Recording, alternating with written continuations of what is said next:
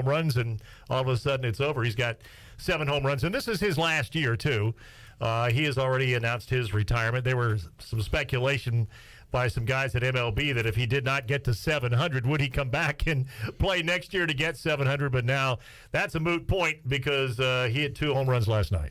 Jeff Charles joining us as we look at everything going on in the world of sports. Late September, Jeff, that means these sports are about to intersect. The NHL preseason began today, I saw, which means NBA is coming around and college hoops as well. And before we dive into ECU Navy, while we're talking other topics, did you see the jerseys the basketball team will be wearing for East Carolina this year, Jeff? What'd you think of the old Pirate script? I love the Pirate script, and I saw that online, and when I first started watching East Carolina Pirate athletics, that Pirate script was on the helmet of the football team. You go back to the 80s, and I remember when East Carolina was playing that big-time schedule in the mid-80s, and you'd watch a game every now and then on television. They weren't on television very much, but I remember a game on the Superstation on TBS one time watching East Carolina back in the mid-80s, and they had the Pirates script, and I thought, that's really cool. And then, of course, things changed, and East Carolina got away from that. When Bill Lewis came to ECU as the head coach, they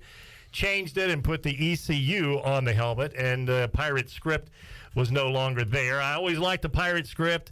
I wouldn't mind if they brought it back on the helmets if you could ask me about it, but I'm glad to see basketball doing it. I think it's a cool look, and glad to see that Coach Schwartz is kind of dipping into the tradition here of ECU athletics. Looks really good. I think it'll look good on the hardwood, and Pirate basketball is going to be a topic we start to follow closer and closer as we get closer to this season. All right, Wake Forest is driving. Sam Hartman and this offense for Wake is testing the secondary of Clemson, continuing to throw D-ball after D-ball.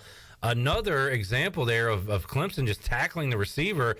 That has got to be 6 or 7 times today, maybe more, that there has been a pass interference called. And, Jeff, it has worked out for this Wake offense, who is moving the ball down the field up by 1 on Clemson. We're going to keep an eye on this one. Yeah, no doubt about it. Sam Hartman is a terrific quarterback, and, of course, he had the problem with his health earlier, and now he's back, and he looks better than ever today. So they've got a chance to put another touchdown on the board. They're at the 19-yard line. They're in the red zone of Clemson. They lead Clemson 21-20 with 7 minutes and 50 seconds to go in the third quarter. A long time to go, but Wake Forest just scored another touchdown. Man, put it on the board. Beautiful pass down the middle of the field, and Wake, PAT pending, going to go up 8 points if they can hit the extra point. All right, we're taking a look at East Carolina and Navy, and the Pirates coming off a win, a dramatic win last year, Jeff, in Annapolis over Navy, just their second in the series. They're looking for win number 1 here in Greenville against Navy. But let's rewind back to last year, Jeff. Back and forth game, a lot of highlights in that one, ending on an Owen Daffer kick. What do you remember about that one? Just remember the Owen Daffer kick, and I remember the timeouts that the Navy coaching staff took, and this kid was cool as a cucumber and just a freshman, as we remember from last year from Wilmington, never seemed to faze him. And we were all speculating, I don't know if this kid's got enough leg to hit one from 54 yards out. But as Coach Houston told us after the game, he was regularly hitting them in practice from 50-plus, and he knew he had the leg to do it. Now, whether he's going to go out there in a pressure situation and execute it, that's a whole different story. But yeah, he just hit it solid. It went in from 54 yards out. You can paint this one purple, and the Pirates win a big game. And it was so cool, Clip, because his family was there, and they had a chance to see Owen be a hero. And it was a great win, and it was only the second win in the history of the series that the Pirates have beaten the Navy midshipmen, just 2-7 against them. And you've called all those games, Jeff, in this series. And I've had some long days at the ranch. No kidding. Clip. Some of those games when Navy was running up and down the field and the Pirates couldn't stop them with a shotgun a lot of times. But, you know, things have changed a little bit here, and we'll talk a little bit more about this when we get into the segment with Navy and ECU matching them up. But Navy's only 7-17 in its last 24 games. So it's not the Navy they were a few years ago. Yeah, and they have been led by some great signal callers that have given the Pirate fans nightmares over the years. Malcolm Perry, Keenan Reynolds going back, and man, they don't. I don't know if they have that, Jeff. And we talked about that with Pete Medhurst earlier this week. We'll dive into the personnel. Here's a couple of numbers on the UBE stat sheet, though. East Carolina is averaging 27.4 points per game in this series against Navy. a lot of days against Navy that has not been enough because they have been able to get into the 30s, 40s, 50s, and yes, 60s and 70s as well. The 2 times East Carolina has beaten Navy in this series, same exact score, 38-35. 38 seems to be the magic number. And we're talking this week, Jeff, that option offense is going to be tough. We'll see what our defense does, but the offense has to do their part. Holton Ahlers in the offense, and I'm pretty confident heading into this game that we can put some points on the board against Navy. Now, you don't get as many chances, and I know we talked this week, Jeff, their defense has actually played pretty well so far this year. It's been the offense that has been struggling for the Middies. Yeah, exactly. Their defense wreaks havoc, Clip, because they have 10 tackles behind the line of scrimmage and 9 sacks. So you've got to be really careful that you don't turn the ball over against these guys. They've done a great job of getting turnovers with this defense. So, yeah, and when you play against a Navy team, possessions are very much valued, and you have to take care of the ball and you have to score because most of the time they are going to score points. But, Clip, I think you hit the nail on the head when you talked about Keenan Reynolds and Malcolm Perry. Those guys were just so terrific. And they set all kinds of not only Navy records, but NCAA records as far as rushing is concerned. And they were so quick and so elusive, and they knew that offense so well. Pirate fans can certainly remember those games against those Navy quarterbacks, and East Carolina just did not have any success against them. Well, now they have a bigger kid at quarterback, Ty Lavatai. We saw him last year. He just does not have the speed and the quickness that those other guys had. They talk about how smart he is and how he gets the team in the right position, and he knows the offense, but they just don't have that explosiveness at quarterback like they had. I think that's one of the reasons why they are struggling, and again, they have struggled a lot this year, and I think everybody had some raised eyebrows when we saw that Delaware score to start the game. And here's Navy, and we're so used to seeing them score a lot of points, and they only score 7 points against an FCS team, which was really surprising. And then next week they go to Memphis, and they only score 13 points against Memphis. So they're struggling offensively. 10 a game, 20 in 2 games points-wise for the Navy midshipmen. And we'll see what they do today, Jeff. I bet these coaches on the defensive side are tired of being asked questions about facing the option. Blake Harrell took a bunch. We'll hear your conversation with Coach Harrell coming up later on in the show. But this is something they didn't start working on Sunday after the previous game against Campbell. They do it year-round. They said, like, during fall camp, they'll work on it some every day a little bit. So they have been focused on it. Roy Tesh his name has been mentioned quite a bit this week as somebody who has a lot of experience coaching for an option offense team and also against it. Chance Bates' name was brought up by Coach Harrell, that he is very familiar with this option, so he's going to provide a little help today. I'll say that I think the defense will be ready for the challenge. Being ready and then executing are 2 different things, but I do feel pretty confident about the Pirates' defense today. I do too. They played much better against Navy last year, even though Navy did score 35 points, but you could just tell they were more buttoned down. They knew what to do. They knew their assignments so much better than in some previous years, and Blake does have a lot of experience with the triple option at Kennesaw State, and then, of course, he was with Mike Houston at the Citadel. They ran it there, so they know the offense. But you're right, Clip, it's another thing to get the players to execute. They actually go way back to the spring, and they start working on Navy in spring ball. And then, as you mentioned, throughout the summer and into fall practice. So they give them as much information and as many reps as they possibly can and get them ready for this game, because it's a totally different animal when you play against these guys. Another factor here, Jeff, and we'll see how it translates to the game, but new rules when it comes to blocking below the waist. I know Coach Harrell talked about that this week as well. You can block below the waist in the tackle box, and that's it. You can't do it downfield or outside, and that is a big change. And Coach Harrell, I think, was already doing some coaching on the refs in his press conference earlier this week, when he said, it's been called a couple times. It hasn't been called other times this year. So that's something these coaches are probably going to talk to the officials about before the game, during the play. They want to make sure their guys are protected out there. So that is something that goes against Navy. And also, man, it's got to kind of help you out mentally if you're a defender too, right? That you don't have to worry about it as much, getting your legs taken out from you. Yeah, because it can be brutal, as you know, with those blocks that Navy has thrown over the years, and the Pirates would come out with some injuries in some of those games. So, yeah, that'll be something to watch today. I know the fans will be watching that, and, of course, the officials will be watching it very closely as well. But at the end of the day, Clip, you've got to be able to stop these guys, and you got to be able to score some points because, again, you value possessions. If they keep the ball for those long 10-minute drives that they're capable of doing, you just don't get your hands on the football that many times. So for Holton Ahlers and the offense, can't make any mistakes today. And how about Holton last week? Yeah. Clip, was he terrific? 17 of 20, 85%, didn't turn it over, did a great job. I thought it was one of the best games that Holton's ever played. And, again, I just see him, and you do too, every week just maturing beyond his years now at this point, and just doing such a great job of leading this football team. And, Jeff, a couple of things you said there, valuing possessions this week. Well, they've done a great job of that so far this year.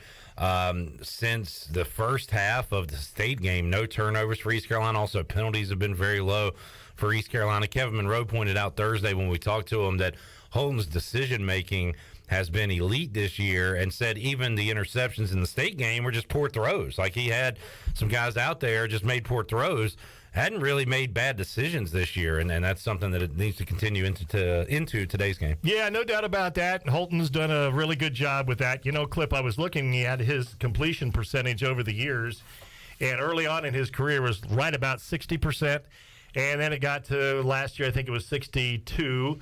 And so he's always been 60 to 62, 63 maybe at best. Well, going into the game today, he's at 68%. So that's where you want to be as a college quarterback, bumping 70%. He's 67 of 99 for 68%, 7 touchdowns and 2 interceptions. He's thrown for 800 yards, and he's run for 49 yards, a touchdown with a long run of 20. So Holton's doing it with his legs, and he's doing it with his arm. And let's just hope that he can continue to do that. This is his 41st start as the Pirate quarterback today.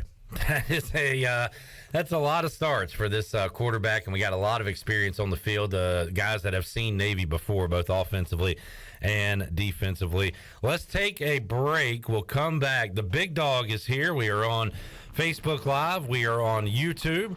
Shirley Rhodes here, ready to roll for a game day, and we've got one more segment to go. We'll break down the X's and O's and the personnel on both sides with the voice, Jeff Charles, the remainder of hour number 1 here on the Bud Light Pregame Tailgate. We're back with you after this.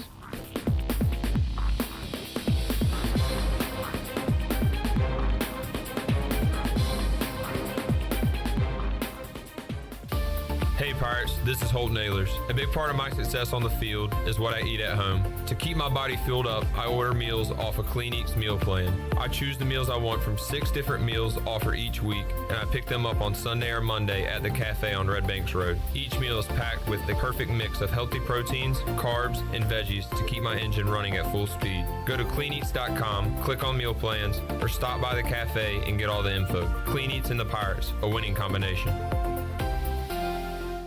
BMS Builders is your premier custom builder in eastern North Carolina. With homes in Blackwood, Mills Creek, Dalton's Cove and Farmville, and Belmar and Ayden, they're constantly expanding. Now to Laurel Glen and Sarah's Way, plus the new duplex community at Abigail Trails. BMS Builders can build the home of your dreams. Just ask Dr. Dennis Ross in Greenville or ECU football coach Mike Houston. They built their homes, and they can build yours as well. Call 916-1578 for BMS Builders.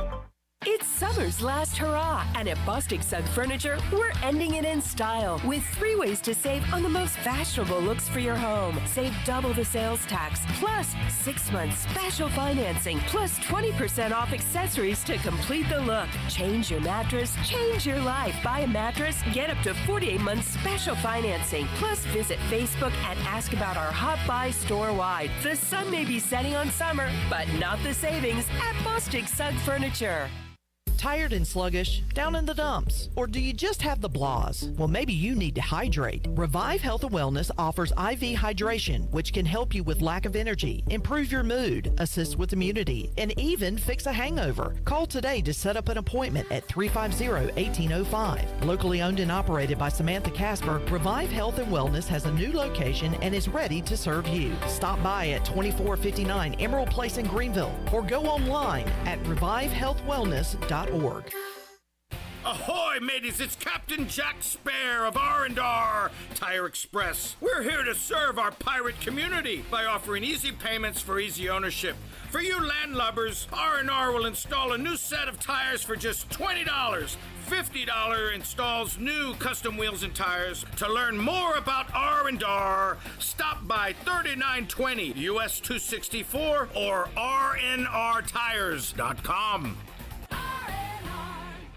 Are you looking for a home loan? Look no further than Amy Goss at Guild Mortgage. Since 1960, Guild Mortgage has partnered with industry professionals to close loans on time and help millions of Americans realize their dreams. Call Amy Goss at Guild Mortgage in Jacksonville, 910-389-4602. Amy Goss is licensed in Florida, Georgia, Maine, North Carolina, South Carolina, and Virginia. Guild Mortgage Company, Equal Housing Opportunity, NMLS 3274. NMLSconsumeraccess.org/for licensing information. Please visit guildmortgage.com/licensing. Guild Mortgage is not affiliated with Pirate Radio. Hi, this is Jeff Charles for my friends at Ed Watkins Marine. I've known Ed personally for years, covering his winning performances on the football field and on NASCAR's pit road. Now Ed is winning on the water, and you get to win too. You win with awesome prices on boats from Ed Watkins Marine, and of course, great service after the sale. If you're looking for a new boat, contact Ed Watkins Marine today. They will deliver anywhere. Find them online at edwatkinsmarine.com and tell them the voice sent you. Great food, great atmosphere, and great service is Ottavola Market Cafe. Ottavola is simply a restaurant that focuses on that, being a great restaurant. There's something for everyone at Ottavola. The menu offers a variety of great choices like pastas, pizzas, sandwiches, soups, salads, and seasonal rotating selections. Lunch or dinner, Ottavola is always the right call. Call ahead and get Ottavola to go, or stop by the bar for a drink with friends. It's simple. Come and eat at Ottavola Market Cafe, Red Banks Road next to Food Lion, and OttavolaMarket.com. Ottavola, pirates supporting pirates.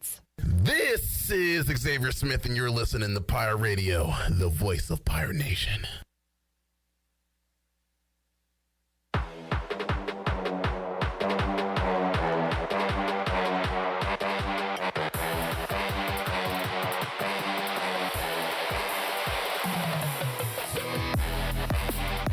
You're listening to the Bud Light Pregame Tailgate, powered by Bud Light, the official beer of the ECU Pirates, and proudly distributed by Carolina Eagle Distributing since 1989. Now, back to the show. Now, with the Pirate Radio Scoreboard, here's Shirley Rhodes. All right, it is Buffalo with a 40-31 lead over Eastern Michigan in the third quarter. Clemson is trailing Wake Forest by 2 points with about 4.5 minutes to go in the third quarter. It's 28-26. Penn State is beating Central Michigan 33-14 in the fourth quarter. Duke trailing Kansas 28-13 in the fourth. Georgia has a 32-16 lead over Kent State in the fourth. At the beginning of the fourth quarter, Michigan holding on to a 4-point lead over Maryland. 17-13 is that score. Auburn and Missouri are tied at 14 apiece. South Florida getting beat up by Louisville 31-3 in the fourth quarter. TCU is doubling up SMU right now, 28-14 in the third quarter.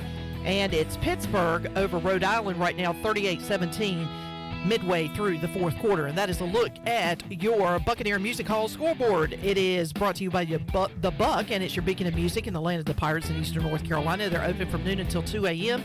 with live music every night along with football. You can follow the Buck on Facebook and Instagram for updated schedules, and we'll see you at the Buck. Now let's head back into the Bud Light pregame tailgate. Here's your host, Clip Brock. All right, Shirley, 2-point conversion good by Clemson. So we are tied at 28, 4:29 left to go in the third. A classic brewing here in Winston-Salem. Also, Aaron Judge to the plate, 0 for 2 on the day. 2-2 count as the Yankees have a 1-run lead over Boston. Judge going for an historic home run here, as we've got a split screen on ESPN. We got another pass interference on Clemson, which they continue to rack up the penalty yards, another deep ball, and Aaron Judge has a full count. Jeff, every time we look up, if Wake has the ball, there's a penalty on Clemson because they just continue to throw the ball downfield one-on-one. You get the feeling that the team that has the ball last is going to win that game. Yes, Clip, sir. it just feels that way, doesn't it? It's 28-28. Neither defense has really been able to stop either offense consistently in the game. And so now here comes Clemson right down the field. Again, defensively, setting up as Actually, Wake Forest has the ball at the 40-yard line, their own 40. So, it's one of those kind of games. It's a shootout in Winston-Salem, and Wake Forest has a chance to pull the upset. 9 penalties, 115 yards worth of penalty yardage for Clemson, and still a lot of time left to go in this one. All right, Jeff, East Carolina and Navy. Once again, I don't talk point spreads a lot with the voice. Blake wondering if we'll cover the 17-point spread.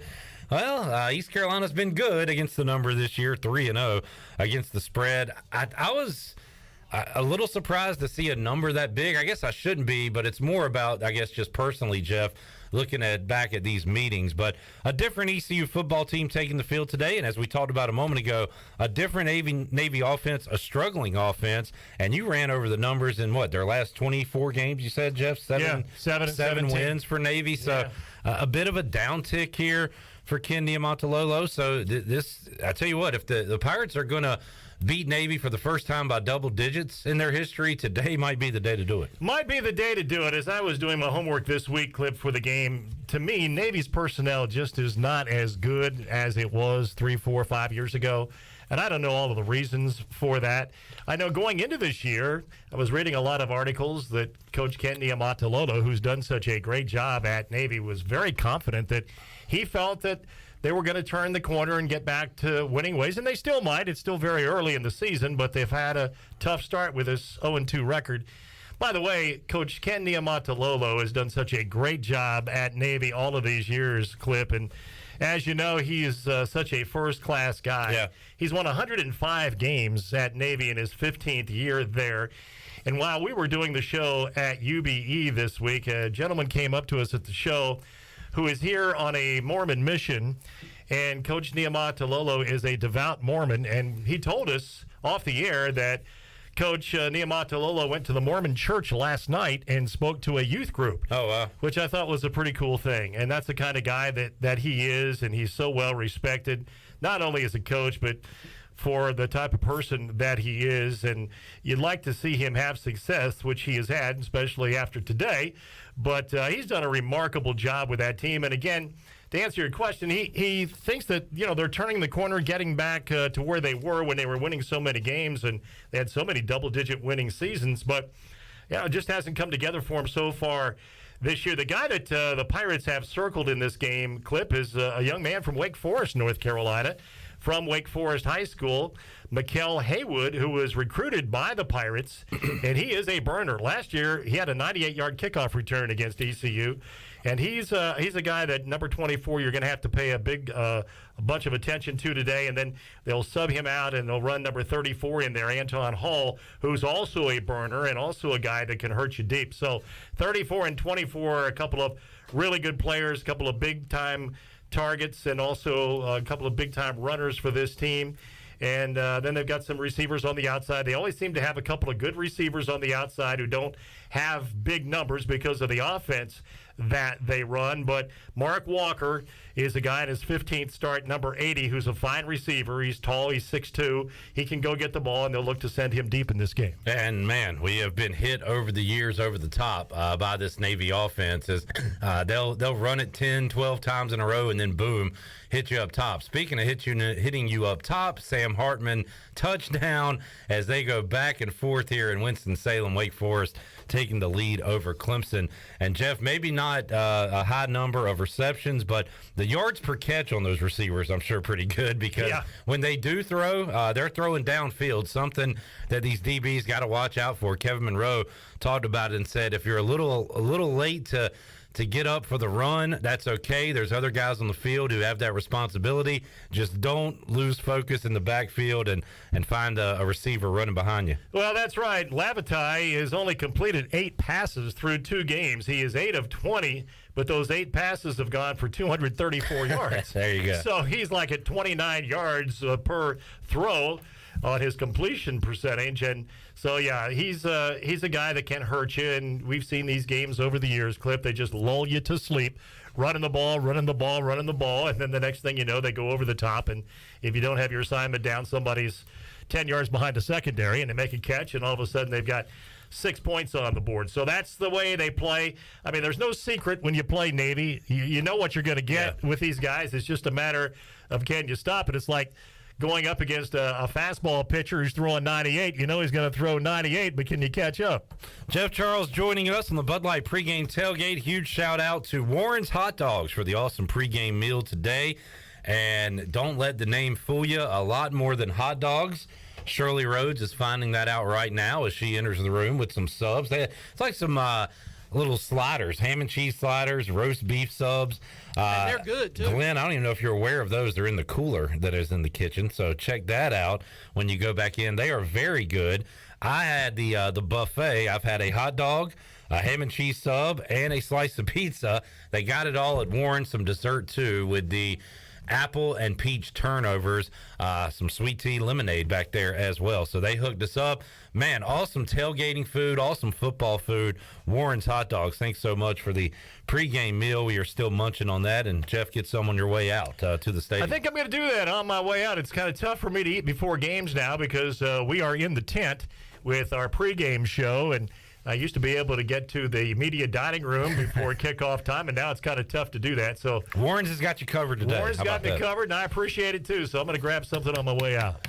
Assignment football today, Jeff, for these players. Also, your spotter is going to need to be on his or her best work, Jeff, because this is one where the camera operator gets fooled. Sometimes the announcers get fooled with all those backs in the backfield. Everybody's going to have to be on their A game today, right? Scooter Rogers is under pressure today. Best man on the job. Yeah, we love Scooter, and he's doing a really good job. He's never spotted before, and so we're breaking him in this year, and he's doing a good job, as we knew he would do in his fourth game. And I was thinking about that today, Clip, because it's tough to find the ball, and especially when guys have similar numbers. I mentioned Haywood, he's 24, and Hall is 34, so that makes it kind of difficult. And then you've got another guy in the 30s that's going to run the ball. Logan Point is number 38. So Scooter will have his work cut out for him today, and I will too, try to follow the ball with some of these guys with similar numbers. And Jeff, your eyes don't deceive you. East Carolina will be wearing white today. Have they ever worn white in a game you've called at home and that you recall? Not that I can recall, Clip. I don't. Might be a first time here. Yeah, I wore the white today on the white out. So yeah, I know a lot of people were in UBE the last few days getting their white shirts ready to go for the game. So those are fun themes. We had the blackouts, and then last week it was gold, and this week it is white. And there's always a lot of speculation before the game through the week what kind of uniforms the Pirates are going to wear. So I think it'll be fun to see when they go out for warm-ups today how they look. Jeff Charles joining us. Jeff, let's look at some numbers on the UBE stat sheet for these Pirates so far this year. Isaiah Winstead has done everything but find the end zone. He's the team's leading receiver, both in receptions and yards. Big, tough, physical receiver. He's going to hit pay dirt sooner rather than later. But, man, he's been a good target for Holton to go to this year. He really has. 17 receptions, and he's been a very productive target, too, Clip. 15.2 yards per catch with those 17 catches. You know, this guy was a really good player at Toledo. He was an all-MAC performer at Toledo back in 2020. Started his career at Norfolk State. He was there at Norfolk State with Justin Redd, East Carolina's left tackle. They were teammates together up there, and Isaiah stepped in here and done such a terrific job. And then on the other side, number one, Jalen Johnson has been very good. He's been as advertised, too, coming in from Georgia, where he just didn't have much of a chance to get on the field, but he's a quality player, getting a chance now to produce at ECU. He's got 12 catches coming in. And then how about C.J. Johnson? It's been a lot of fun watching C.J. operate from that inside receiver spot, and he has 12 catches and a 16-yard average per catch and a couple of touchdowns. You know, C.J. is moving up as far as the career stats are concerned, Clip. He's got 120 career catches now and 13 touchdowns. And isn't it funny, we go into this year, this offseason, we're worried about the receiver position, and now we sit here through 3 weeks and we're saying, is this the best collection of pass catchers we've had in the, since the 90s? I don't know. I mean, you throw in Ryan Jones, Shane Calhoun to these receivers, and you've got an argument there. We'll see how it turns out over a whole season. But, man, we were really worried about this position group, the receivers, not so much the tight ends, but they have stepped up so far. They've been awesome. They really have, Clip, and I was like all Pirate fans. I was concerned about it going into the year, and how do you replace Tyler Snead? And that was the big question. Well, they've been able to do that so far, and they're developing some depth behind the guys that we've mentioned. Kerry King, I keep talking about Kerry King, number 17, and he has 3 catches now, but he is a burner, and they're just kind of waiting for him to take off. And then Josiah Hatfield is back. He came back last week after being out for the first 2 games and only had 1 catch for -3 yards. But, again, we know Josiah's capable. He's had 38 catches in his career and 5 touchdowns. So it's good to get him back out there, and I think they're going to try and work number 88 in more and more. And they tried to get him going, Jeff, with some end-arounds and some gadget plays. But, yeah, he's a guy, I think him, and you always bring up Kerry King, we might see down the field taking some deep shots, too, as we move along. Yeah, no doubt about that. And remember Tyler Savage from last year? He played some, and he's also on the depth chart again this week. Young man that's a true freshman, Brock Spalding. They feel like in time he's going to be a good receiver, probably not quite ready yet. And you still have Hudson as well as a backup. So they've got plenty of bodies. They've got their stars. And then last week, too, the Duke transfer made a couple of catches. Jarrett Garner got a couple of catches for the Pirates. And he's a veteran guy. He's a senior this year after playing at Duke. So, you know, the receiving position has been really good, and I'm like you. I just love the tight ends, love Ryan Jones, love Shane Calhoun. Aaron Jarman getting in the box score last week. He got in, made his first catch as a Pirate. There you go. And it was great to see the local kid get in and make a catch. Shirley, do we have Troy? We do on the Pit Electric Live line. Jeff, you are a wrestling fan. We've got former WWE superstar Summer Rae, better known as Danielle Monet, out of the Pirate Radio tailgate zone. So we go live to Troy D on location there as he joins us. Troy, what's up? Hey, Clip, man, what a beautiful day for tailgating and ECU football. It's absolutely gorgeous out here. And if you're in Greenville or East North Carolina and you're not here, you are absolutely missing out. Good news, plenty of time to still get here. And what an awesome start to our tailgate. Jeff, I know you're a big wrestling fan, so you'll appreciate this. One of our own, East Carolina alum, and she's a WWE former superstar, former diva, former wrestler, Summer Rae, better known to us as her real name, Danielle Monet, is with us. Great to see you last night. Great to have you at our tailgate zone as we host you and your friends. Welcome home. Thanks. I'm excited to be here. It's so hot. I underestimated how hot it was. I heard it was going to dip tonight, and it's hot out here. This is one of those days you have to plan for like 3 different days. Right. Like right now it's summer, then it's going to turn into fall, and by the end of the game it's going to be winter. For sure. I brought a little jacket, so we'll be fine. So this is your first visit back to Greenville. We had, it's funny, we were talking about, we're at this very location. It might have been right after you graduated. You got your start in the Lingerie Football League, which we're big fans of, by the way. And I remember you being here. And how many years? So it's been about 10 years or so? I'd say 10 years, yeah, because I wrestled 6, been gone 5, so at least 11. And I'm here this weekend with the ECU Women's Roundtable. They gave me the 2022 Incredible Woman of the Year award, along with 9 other amazing women for the School of Business. So that was a great day yesterday, and today we're going to see a little football. Congratulations, by the way. I was going to mention that. Incredible Woman. Another list that you can note on the resume there. And that kind of sounds like superhero status. Incredible Woman there in addition to everything else. Yeah, it's been amazing. We had so many amazing women there. We had one lawyer for Johnny Cochran. It was me. There's another amazing artist. One woman is very, very high up at Amazon Prime Video. Like, she was incredible. So it was a cool girl power moment. Well, it's great to have you back. I hope you'll come back a little more often now that you're kind of seeing what it's all about. For folks that don't know what you're doing, once again, talking to Summer Rae, Danielle Monet, former WWE wrestler. What are you doing? What is your career path now? Because we've talked about it, but a lot of people probably wondering what you've been up to. Yeah, a little bit of everything. So right now I'm in the middle of Fashion Week. So I did New York Fashion Week. On Monday, I leave Greenville, go straight to Paris for Paris Fashion Week, walking in a couple shows there. Then the modeling's over for me next month. I am consulting for a couple of financial and crypto firms. So I go to Money 2020 in Vegas, also run some Airbnbs. So quarantine just taught me I can't have one job. I got to have them all. So you have diversified, as we like to say in the business. Yeah. You got a lot of income streams. And for folks that don't know, currently residing in Nashville, which is a pretty cool town. Little bit. I mean, I'm in New York, too, and in Miami, so it's a little bit of wherever the world takes me. Awesome. So what does the future hold? That's what you're doing now. What do you see yourself doing, a few years from now? I like where I'm heading. I just have my hands in a bunch of things. I want to get some of my own brands, my own products to sell. If you guys want to follow me on Twitter or Instagram, it's Danielle Monet, Moinet. You can follow my travels over there, and I never sit still. So I think my next off day is October 7th. So we'll figure it out then. Well, we are very proud of you. We appreciate you spending time with us. Great to have you at Free Boot Friday last night as you got to welcome the crowd with us. And awesome out here to tailgate. I know you got a lot of other stops you're going to see too. And for folks, East Carolina alum, former 80 Pie, correct? Yes, 80 Pie. We went to the house. So if you guys are tailgating today and you see us, me and my girlfriend, shout, holler. We talk a little wrestling. I love meeting all the ECU alum and current ECU students. And you had a ton of fans come out. I know you did a little event at Sub Dogs last night. A lot of folks drove from out of town to see you. Sup Crush, that is my new jam. I figured they told me how to make it last night, and I am just like, that is dangerous. I had 2 of them, and it just hit me. So, yeah, Sup Dogs was fun. Had a lot of fans. I had people drive from Raleigh, which is cool. So I love Eastern North Carolina. Well, we are having a great time here. Great to have you and all your friends with us. So we really appreciate you being a part of the Pirate Radio Tailgate. And so we're so happy for your success, and thank you for being a part of it. Thanks for having me. Go Pirates.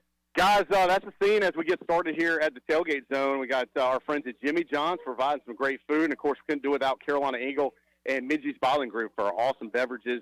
Man, what a great start to the day. Mikkel Buck playing next door, too, with our buddy Kenny Curlin. So we are going to be rocking all afternoon as we are here at the shadow of Elmhurst School right across from the stadium. And I will check with you again next hour clip. But, man, this has been a fun start to the tailgate for sure. Good stuff. Troy D., Danielle Monet out of the Pirate Radio Tailgate Zone having a good time today. And we remember her in WWE as Summer Rae. And, Jeff, as a sports fan, you probably remember Danielle as her time as the quarterback for the Chicago Bliss in the Lingerie Football League. Were you a big Chicago Bliss fan? Oh, I love the Chicago Bliss. They were my favorite team. There's no doubt about that, Cliff. I just hope Troy doesn't get body slammed out there at the Pirate Tailgate. I don't think it'd be the worst thing in the world if that were to happen.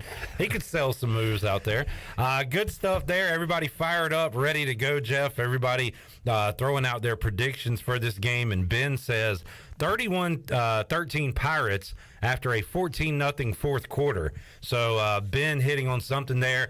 Very good second half football from East Carolina this year. They have controlled the game in the second half. They've got some depth. Let's see if they can do the same against this Navy team today. Yeah, I'll tell you one thing, Cliff. This Navy team, they're a wounded animal coming in here. I've talked to some people up there this week, and they are 0-2, and they do not like to be 0-2. The Pirates are going to get their best shot. There's no doubt about that. I can tell you that the Pirate coaching staff very concerned with this game, and I know all about the 17-point spread, and I know all about the talk, but that's sometimes makes it even more dangerous. So the Pirates are going to have to come out and play really, really well to win this game. I mean, there are no gimmies at all on this schedule, Clip, especially now as we move into this last game in the out-of-conference before the BYU game, which is going to be very difficult, and then all these conference games. I mean, there's just such a thin line of success between all of these teams that you just have to come out each and every week and play really, really well to win a football game. I think sometimes fans don't realize how hard it is. This is a little coach speak now, but it's true how hard it is to win a football game every week. And it's going to be a tough game again today. The Pirates are going to have to match the physicality. That's the one thing that the coaches told me all week, Clip, is that ECU has to match the physicality of Navy because that's what they do. They just come after you, and they're not going to quit. If you can hang in there with them and maybe punch them in the face first, then you've got a chance to have a good day. But you can't allow them to be the most physical team on the field. And the Pirates want to be physical, especially in the run game. We'll wrap it up with this, Jeff. We talked about the passing game. How about Donnie Kirkpatrick and company doing it again?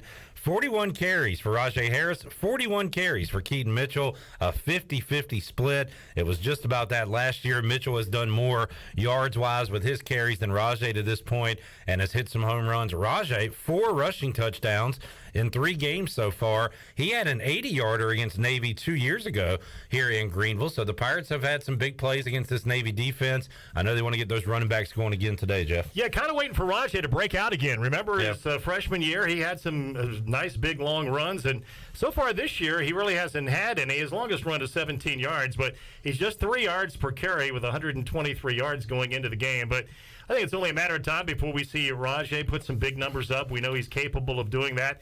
And my goodness, when you look at Keaton Mitchell, Clip, 9.3 yards per carry. Wow. I mean, those are video game numbers, and he's just having a terrific year. And then Marlon Gunn's making a great impression when he gets in games late. He's already run for 83 yards. He's averaging 10.4 yards per carry. I know it's late and it's kind of in mop-up time, but still Marlon Gunn has shown a lot, and the coaches love him too. So the running game is good. And give the guys up front a lot of credit, too, Clip. Justin Redd, Nishad Strother, Avery Jones, Isaiah Foote, Noah Henderson, all playing really well in that front line. Yeah, and I think allowed 1 sack last week on the year, Jeff. I don't have it in front of me, but not a lot of sacks. Let's see, 5 sacks so far on Holton Ahlers. And, not a bad number through 3 games, as they've done a good job on the ground attack and, of course, keeping Ahlers upright. All right, boys, have a great call today. And, man, we'll be talking to you on the phone for the first time next Saturday, as you'll be down in Tampa. Going to have to watch the weather, I guess, this week, Jeff. Some activity going on in the tropics. But we'll talk to you on the phone next week when we get ready for ECU and South Florida. Yeah, thanks a lot, Clip. Always enjoyed. I have been watching that weather forecast, and fingers crossed that storm could be out of there Wednesday. Of course, as we all know, we've dealt with these hurricanes over the years here, and it's kind of early to make a prediction on hurricanes and when they're going to hit. But, again, that was the latest projection I saw. So if that's the case, it could be out of there late Wednesday and won't affect the game next week. We'll keep our fingers crossed, and we'll talk with you from Tampa next week. Great stuff, Jeff. Always enjoy these hours we get to spend with you here on home game days on the Bud Light Pregame Tailgate. We'll take a timeout, come back. We got a review going on in Winston-Salem.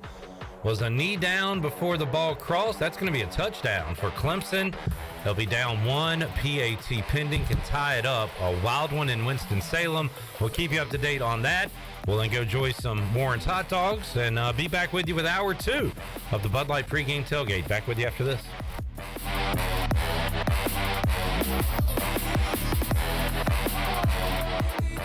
Hello, Pirate Nation. This is Jamie Cuccinella, inviting you and your family to come by Cuccinella's Pizzeria and Italian Ice. Cuccinella's has been serving our special family recipe New York-style pizza since 1932. We think you'll taste the difference in just one bite. When you come in for a pie, don't forget to try our house-made Italian ice or gelato. We make small batches every day from scratch with all fresh ingredients. Cuccinella's on Old Tar Road in Winterville, and a new location coming soon to Uptown Greenville. Come and explore great shopping in downtown Washington at Naughty Life. Hi, this is Gina from Naughty Life, and new fall merchandise is arriving every day, featuring all the new Yeti products, like the loadout buckets and waterproof dry duffel bags. We have new fall clothes for men, women, and children.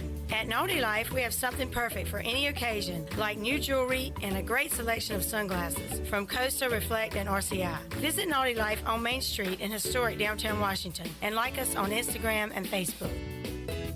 Hey, Pirate Nation, this is Brian Buck with Buck Insurance Agency. This season, when you attend your favorite sporting event, take the game day pledge. If your team is playing, win or lose, support your team to the end of the game. When you leave early, you risk missing your favorite athlete making the play of their career. When our family buys a ticket, we always plan to stay to the very end. Take the game day pledge this season with Buck Insurance Agency. Play to the end, stay to the end. Country Mart has been locally owned and operated for over 40 years and is your premier country store serving the best cheese biscuits and country food around. Country Mart is open every day and has 2 locations in Bethel on Highway 11 and in Stokes on Highway 903. Both Country Mart locations are top-of-the-line fuel stations serving Shell gas, including 93 ethanol-free high-octane gas, which is the best for all you boat owners. Country Mart, fueling you up with great food in your engines with great gasoline. Go Pirates! Do you need custom t-shirts, apparel, or promotional items for your business, organization, or event? Keep it local. Print it local with University Sportswear. University Sportswear ENC.com is your one-stop shop for all promotional products for your business. With over 1 million items to shop from, University Sportswear ENC.com offers high-quality products at prices to fit any budget. Visit University Sportswear ENC.com for contact information and to get shopping. University Sportswear ENC.com, the official sportswear provider of Pirate Radio. The Buccaneer Music Hall is your beacon of music in the land of pirates. The doors open at noon, 7 days a week. And the Buck has live music every night, along with football. Monday is open mic night, the first Monday of each month. Tuesday, it's karaoke with DJ Captain Morgan. Wednesday, it's acoustic night. Thursday, it's the dance party with DJ Kid Scene and live music every Friday and Saturday night with the best bands on the East Coast. Follow The Buck on Instagram for information and schedule of events. This season, party like a pirate at The Buck.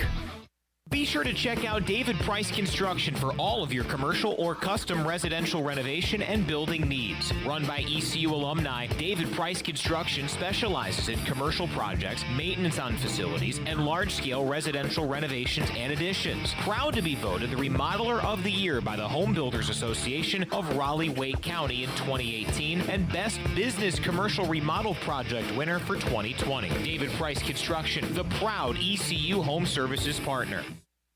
Wings Over delivers. Wings Over delivers.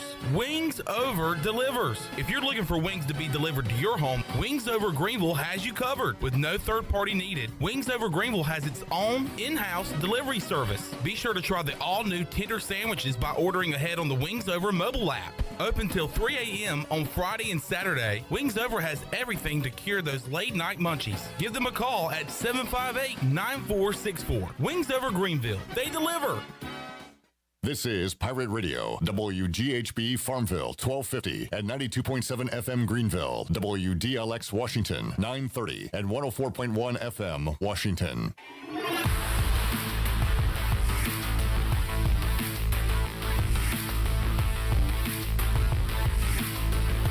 You're listening to the Bud Light Pregame Tailgate, powered by Bud Light, the official beer of the ECU Pirates, and proudly distributed by Carolina Eagle Distributing since 1989. Now, back to the show. Welcome back. Hey, watch Pirate Radio's, all of Pirate Radio's local programming on YouTube Live. You can watch Pirate Radio Live Monday through Friday from 3 until 6 on weekdays.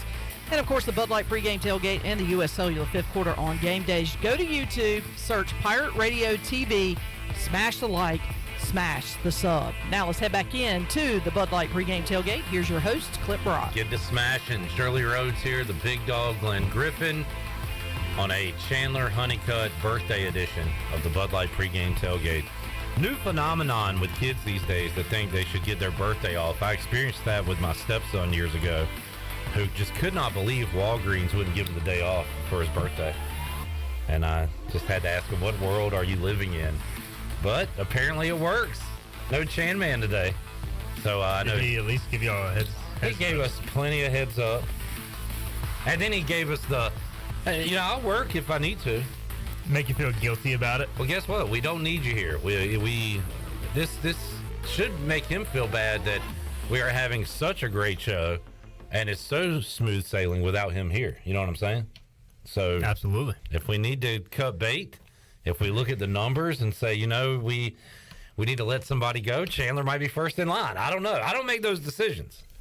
But no, we missed the Chan Man, and we know he's having a good time. He deserves a fun day, so enjoy your day with your family, Chandler.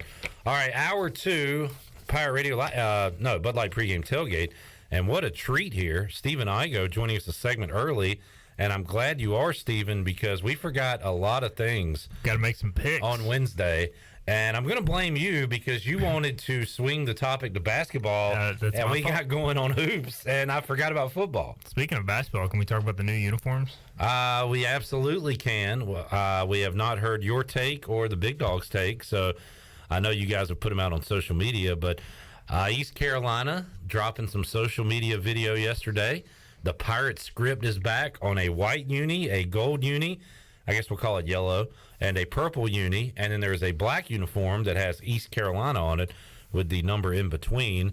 So, Igo, your first take when you saw those jerseys? Big fan of it, and had a feeling at least one of them were coming based on when they switched to the practice jerseys. They had the Pirate script, and it has a very Los Angeles Lakers vibe, and I think Mike Schwartz grew up a Lakers fan, so you have that tie there. And I don't know if he was in on the design process or not, but they're very sharp. And I am, I guess, a little surprised they went all 3 Pirate script. I thought maybe they'd just go like an alternate Pirate script, but I'm a fan of it. And so it turns out the black uniform is the alternate, just regular East Carolina, which is cool. And I'm a fan of it, though. I think it looks sharp. It's classic. And, I think it'll get the recruits fired up. Glenn has the Pirate Radio script on his hat as we come to him. Glenn, what do you think about the script? I would have liked, you mentioned the black one. I would have been fine with the black one having the script on it, too. You would have flipped the script? Yes. Okay. I would, if you'd have just gone all one consistent look. Black, do you want it in white or gold? Gold, probably. Gold would have Gold outline in That'd purple. have been cool. Yeah. That's probably how I would have done it. I wonder how... I would have liked the brand pattern to be on the sides. I think the sides are a little blank, but they look like Laker uniforms. It's kind of a classic look, I guess. Yeah. I wonder how it comes about, though. Like, does Mike Schwartz come here? He's got a million things to do with the roster and the staff and just everything inside. But does he, look at logos and start to, dream up ideas on uniforms? And he saw that one maybe from a classic logo and said, that's what we're going with? But from everything we've been told, this stuff takes a while to get done.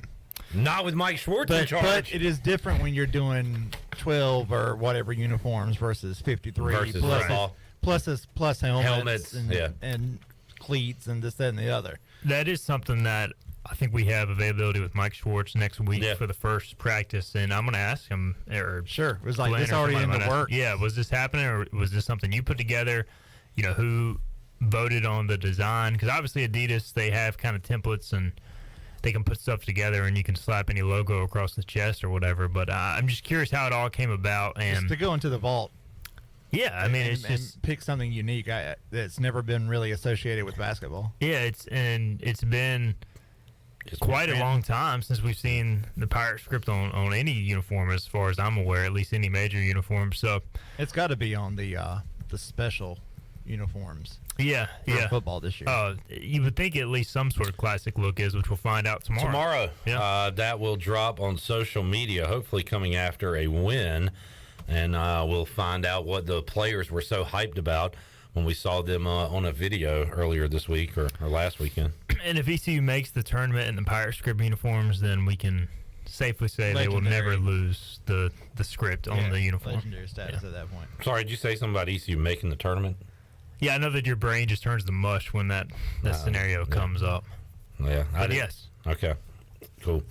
Right now, Wake Forest, they kicked a field goal, so it's 38-35. Kicking a field goal seems like a loss. It really does, because Clemson already has the ball in Wake territory, driving 7:46 and counting left to go in the fourth quarter in Winston-Salem. We'll make some picks in a moment. We also didn't do the edge yesterday, Igo, so let's do that real quick. It would have been kind of weird if you and Tony Dunn did the edge. You said yesterday. Wow, thank you for holding my feet to the fire. I was just saying, 3 you said days we didn't ago. do it yesterday. Every day runs together here at Pirate Radio. I mean, that's I'm fair. always here. I'm always in this chair. Man. I'm sitting here. I'm talking into this thing. Like, it's just, my life is I don't know, man. I'm losing it. I mean, but you have a great life. I do. I love it. Louisville just walloping South Florida. 41-3, the score.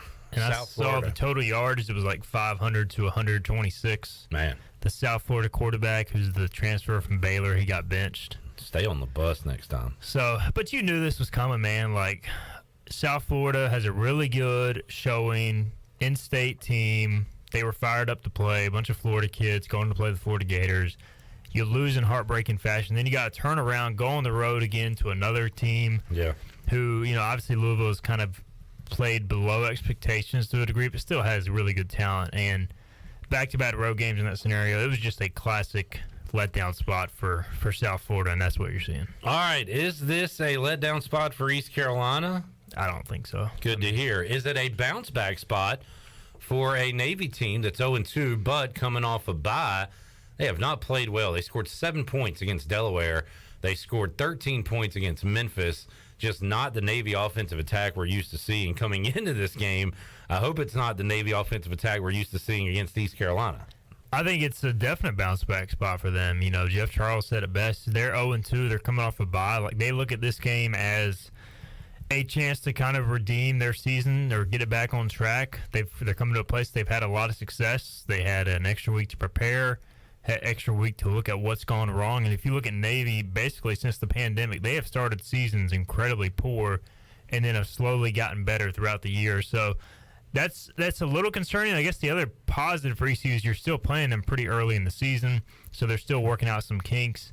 But I just know they're going to have some things up their sleeve that ECU will have to adjust to. I mean, last year they ran one formation only like a handful of times, and then against ECU ran it primarily in the entire game. So, I mean, there's just things. It's not just they line up and run the triple option. There's different things they do within that offense that makes it, tricky to prepare for and adjust to. Navy's defensive numbers on the UB stat sheet have been pretty good this year, Igo. That has been their strongest part of their game as far as sides of the ball goes.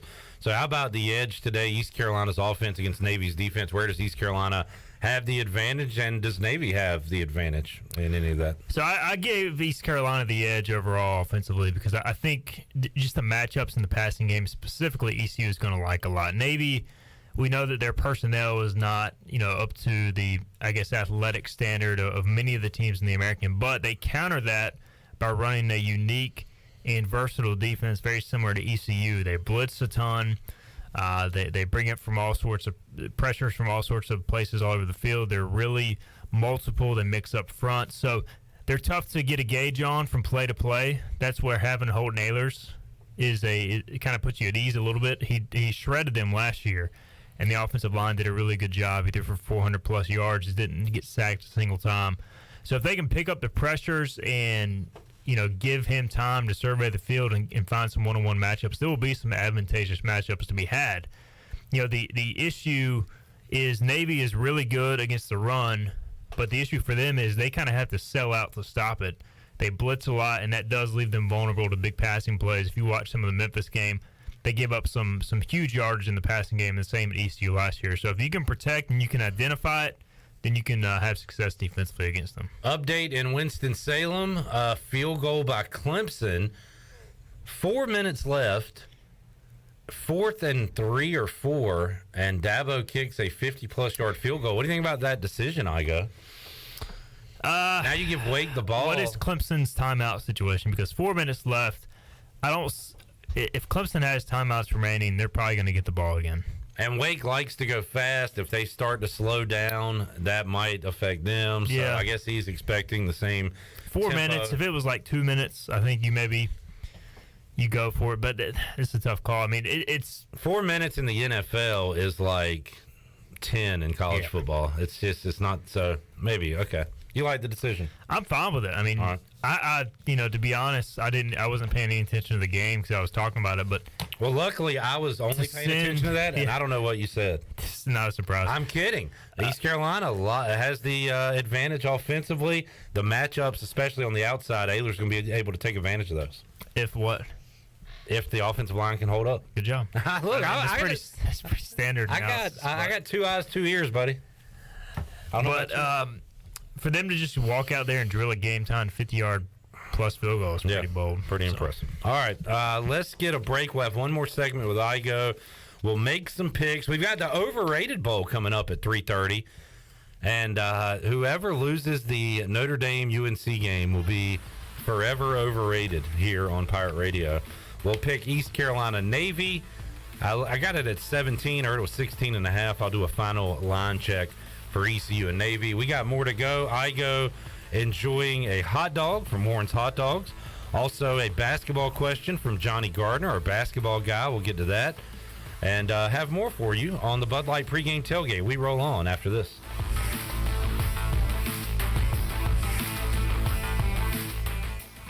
Are you ready for some football, Pirate Nation? Bud Light is America's favorite light beer and the official beer of the ECU Pirates. When planning your fun times this football season, be sure to pick up some Bud Light at your favorite retailer. Bud Light carefully brews their beer to be perfect for anywhere there's fun. Because when there's fun, Bud Light is there. Get ready to have fun this season, Pirate Nation, and always stay in the game and drink responsibly. Bud Light, the official beer of the ECU Pirates, and proudly distributed by Carolina Eagle Distributing since 1989. So how does short points work? Well, at Jersey Mike's, 6 regular number 13s plus 3 giant number 7s equals a free regular number 13. So Pepsi and Lay's now earn more points towards free subs. That adds up. Exactly. Download the Jersey Mike's app and earn rewards towards free subs with every sub, Pepsi, and Lay's you purchase. So how does short points work? Well, at Jersey Mike's, 6 regular number 13s plus 3 giant number 7s equals a free regular number 13. So Pepsi and Lay's now earn more points towards free subs. That adds up. Exactly. Download the Jersey Mike's app and earn rewards towards free subs with every sub, Pepsi, and Lay's you purchase.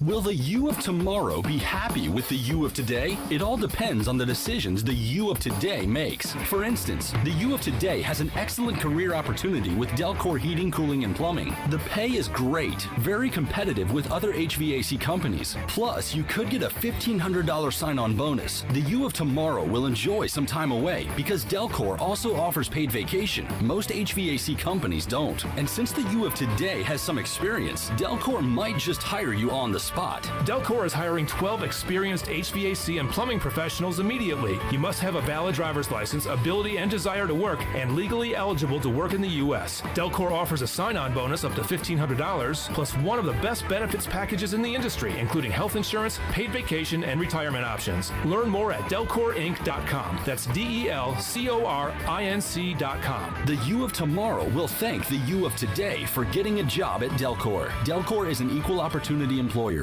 UBE and PirateWear.com is excited to offer Pirate Nation the largest selection of new ECU merchandise and tailgate supplies ever. UBE has the best prices in town, so that makes UBE your one-stop shop for all things ECU. UBE does daily restocks of Champion, Adidas, and Under Armour. Don't forget to bring your young Pirates in to plunder the Crow's Nest, which is the only kids store dedicated to ECU. Plenty of free parking uptown in Greenville. Visit them at PirateWear.com. Go Pirates!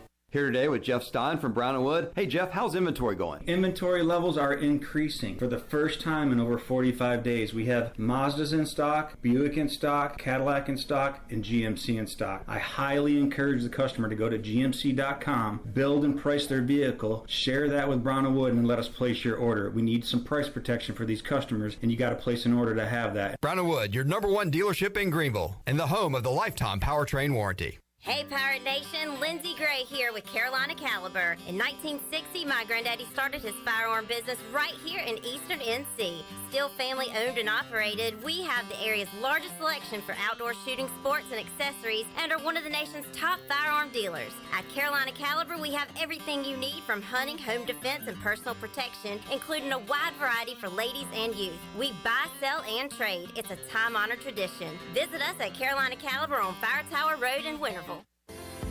Do you have an old injury or just some pain that keeps holding you back? It's time for you to get better. With Kinetic Physical Therapy and Wellness, we can help you get your life back. Whether you need to get back to a sport, back in the gym, or just back to enjoying life, our team of specialists use a one-on-one, hands-on approach in our state-of-the-art facility to get you back moving again. Don't settle for where you are. Don't stay in pain. Visit kptonline.com today to see how Kinetic Physical Therapy and Wellness can help you live well, move more, and hurt less. This is Jeremy Lewis, and you're listening to Pirate Radio, the voice of the Pirate Nation.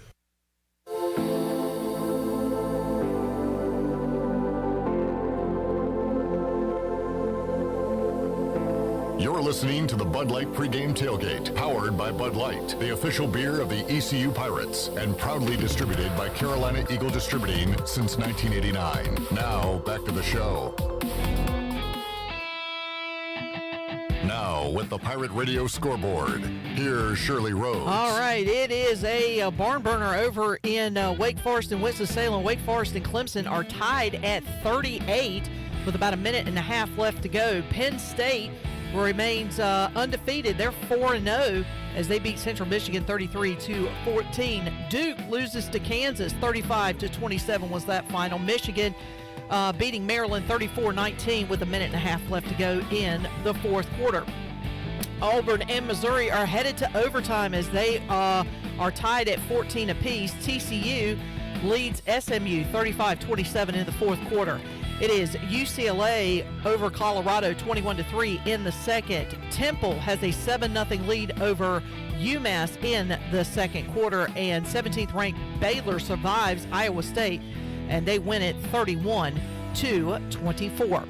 And that is a look at your Buccaneer Music Hall scoreboard, brought to you by The Buck. It's your beacon of music in the land of the Pirates in Eastern North Carolina. They're open from noon until 2 a.m. with live music every night, along with football. You can follow The Buck on Facebook and Instagram for updated schedules, and we'll see you at the Buck. Now let's head back in to the Bud Light pregame tailgate. Here's your host, Clip Brock. All right, interesting times in Winston-Salem. Wake Forest had done a great job moving the ball and taking down a lot of that clock, but loss of 2 on a run and then a sack. They finally had to run a traditional passing play, and their offensive line got destroyed.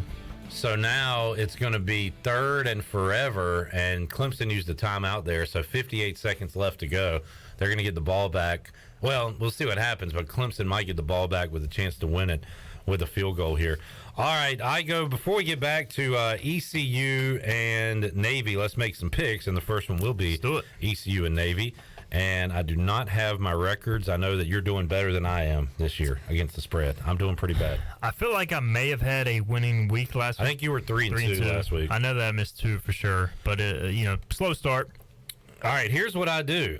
Week 1, I had NC State covering against East Carolina. I was wrong, and since then, I'm going to keep picking the opponent because I don't want to jump on ECU side and be wrong and feel like I cost the Pirates a win or a cover. So I'm going to go Navy plus the points today, plus 17. We'll go East Carolina 38, Navy 23. 38-23 Pirates today. What do you got? I can see that. I have ECU winning 31-20, so I have Navy covering, and 17 is just a lot of points for a triple option team. The way you can cover is if you get on them early and take them out of their game. This can become very ugly. Vice versa. We've seen it happen in the past to ECU. So, but it's just hard to blow out an option team if they execute. Now, if they turn the ball over a couple times, then maybe you get there. But I'm going Navy. How many times have we seen this game, Igo, and talked about it over the years, where ECU goes 3 and out, Navy scores, ECU 3 and out, Navy scores, and then it's like, well, that's a hill that you don't want to have to climb. So an early start for the Pirates here, imperative today that they don't get behind. That's something they've done in these losses to Navy over the years.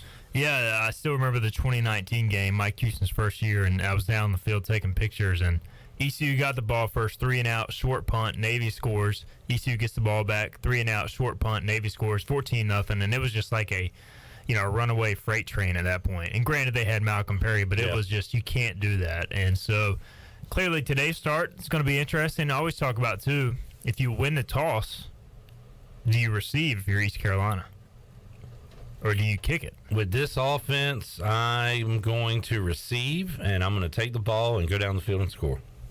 That has been what they've done so far this year, right? Or am I wrong? They deferred against Campbell. Okay, I'm wrong. But I think that may have been the first time they won the toss because they got it first against NC State. I know NC State won the toss, and ODU, I'm not sure. Okay, so we'll see. Michael Perry, we'll see. Let's see. UCF.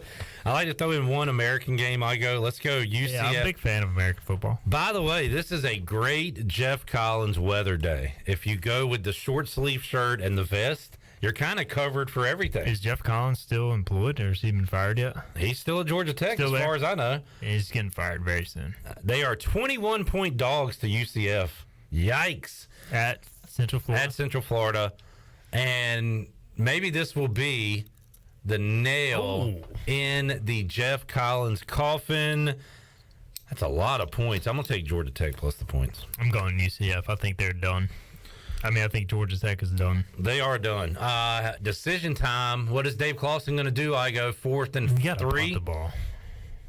Do you got to? Yeah, if you're... Yeah, okay. If you're trying to make a smart decision. Did they get across the 50? I think it is just across Clemson territory, but if you don't get it, you're giving the game to Clemson. Who called a timeout? Did Clemson call a timeout? It would be 4th and 5. I guess Clemson would call the timeout, not Wake, obviously, but I haven't seen. They didn't have an injury timeout or something, did they? All right, let's make another pick. The guy's helmet came off, so it might be an automatic timeout on Clemson. Oh, and what a play that is, too. If you are running low on timeouts, tell a guy, if you get a stop here, to just take your helmet off during the play. I think it's a 10-second It's got to be something. Yeah. Or you could use a timeout. Yeah, I think if you use a timeout, you don't lose the 10 seconds. All right, let's go Tennessee, Florida. Steven, Tennessee back. Florida has been on a roller coaster this year. Got the great win over Utah, then lost to Kentucky, and then almost lost to South Florida. They're trending in the wrong direction for me. I like Tennessee to win the game, but 11 points is quite a bit. Yeah. I'm still going to take Tennessee. I like their offense. Hooker, give me Tennessee. 11 points is a lot, and I feel like Florida, too, underachieved last week. Kind of a bounce-back deal, and I don't know if they'll win the game, but I think it'll be tight. Overrated Baligo. This one's right up your alley. You love to talk about these overrated teams. North Carolina, -2.5 against Notre Dame in Chapel Hill. I just don't think, I don't think Notre Dame's good at all. All right, let's go over to North Carolina. Do you think they're good? I think North Carolina's got a great offense. I think their defense is sad. Gene Chizik, clearly not the answer defensively. I want to take Notre Dame, but do they have enough offense even against this awful defense? I don't think so, man. I'm going UNC at home. I think you just talked me into it. I'm going to ride with you. Nothing about that game would shock me, though. It wouldn't shock me if Notre Dame rolls in there and wins by 20. And now the best game nobody can watch. Pac-12 Network tonight. Lincoln Riley's high-flying Trojans. By the way, Wake Forest is punting the ball from the Clemson 48. It's an amazing punt formation. Clemson out of timeouts. This one is going to be down. Punt. Very good punt. At the 13. So Clemson will have the ball 39 seconds, no timeouts, and they'll try to win the game with a field goal unless they can go score a touchdown. I wish we could watch this one late night tonight, but it's Pac-12 Network. I go. Oregon State is at home, 3-0. They're feisty. They're good. I saw them at the end of the game beat Fresno State a couple weeks ago. That is a small stadium. From what I understand, they're doing renovations, so the capacity is even lower than normal. So it's going to be a weird environment tonight. But USC's offense can move it. They can't really stop anybody. I am on the fence here. I've been picking against USC all year. I'm going to do it again. Give me Oregon State with the upset. 5.5 is the line, by the way. Yeah, I think Oregon State wins this game outright. I just feel like, Jonathan Smith, their head coach, has done a really nice job there. It's been a slow build. USC maybe a bit ahead of schedule. They're going to be good, but are they going to be good this year, right now? And Lincoln Riley, when he was at OU, they would lose those K-State. Yeah, one of those road games every year. Iowa State, K-State, and I feel like this is going to be it. All right, there you go. The picks are in for this week. I go ECU Navy. Anything else we've left out? I know you've been previewing it all week on Hoist the Colors. Anything you're watching out for today? Outside of the obvious, just to me, special teams. We saw ECU make progress last week on special teams, but it was against Campbell and Navy. Been on the special teams for 2 freaking weeks. Glenn. Navy. Great interaction. My first favorite interaction with Mike Houston.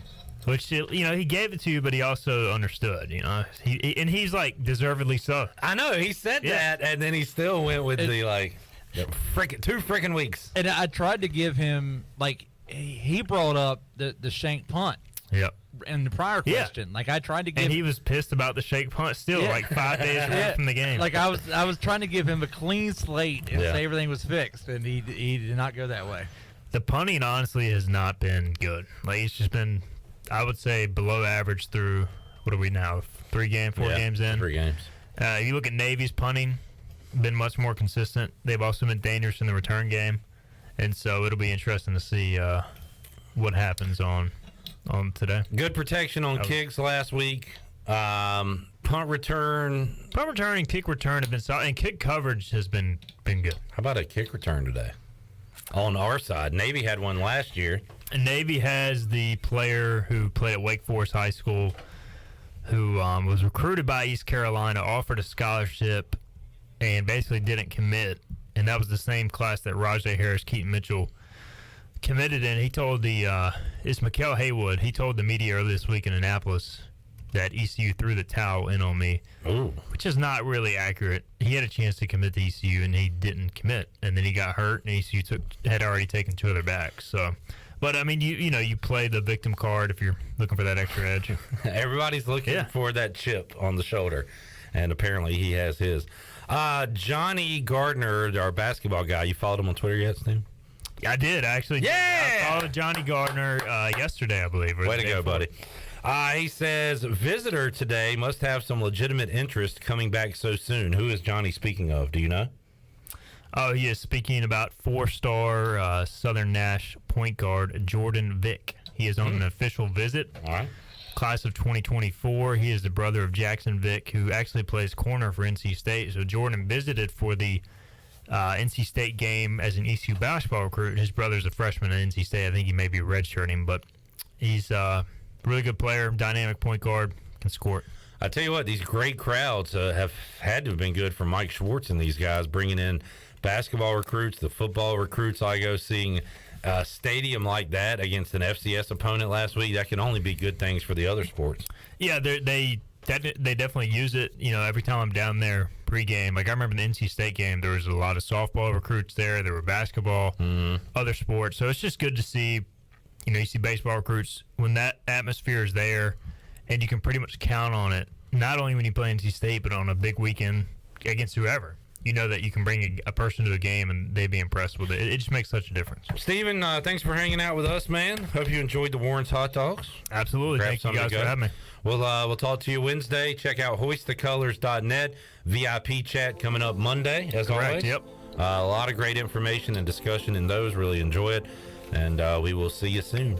Let's take a break. Come back. Patrick Mason going to join us. Daily Reflector. We'll get his thoughts on East Carolina and Navy as we roll on the Bud Light pregame tailgate. Wake Forest and Clemson. Coin toss for overtime. We'll keep you up to date on that one. Fun Saturday of college football going on. A lot more to go after this.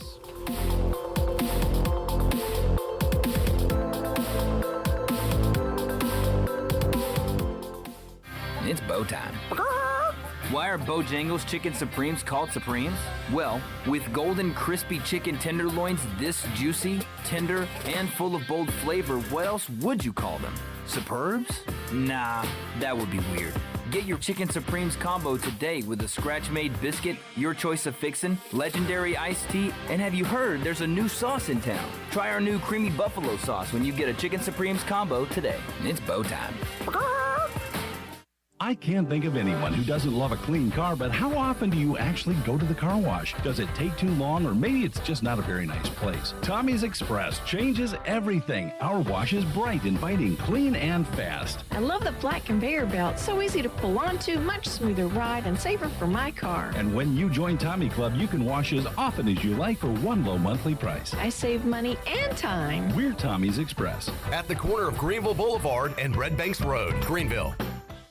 The Dickinson Avenue Public House is a lively and diverse restaurant in Greenville that utilizes fresh and local ingredients. With influences of Creole, Asian, and upscale Southern cuisine, the Dickinson Avenue Public House offers a seasonally rotating menu and a full-service bar with rotating craft brews on tap. Come to the intersection of 8th and Dickinson and enjoy $off drafts on Tuesday, half-price flights on Wednesday, half-price wine bottles on Thursday, and $1 oysters Tuesday through Friday from 5:30 to 7. For more details, check out their website at daphousenc.com.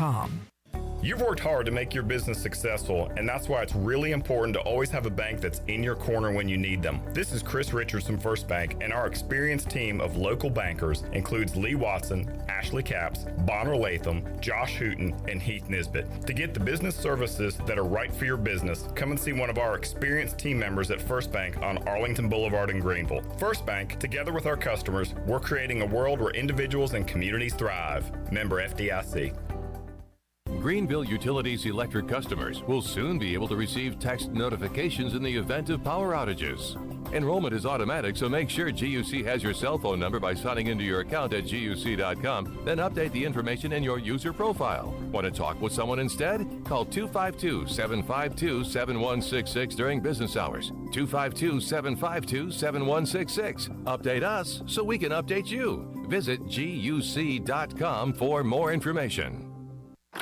Welcome to US Cellular, where new and current customers choose any phone they want for free. Free? Even the one with 5G and lots of storage? Free. And the one with the latest everything? Free.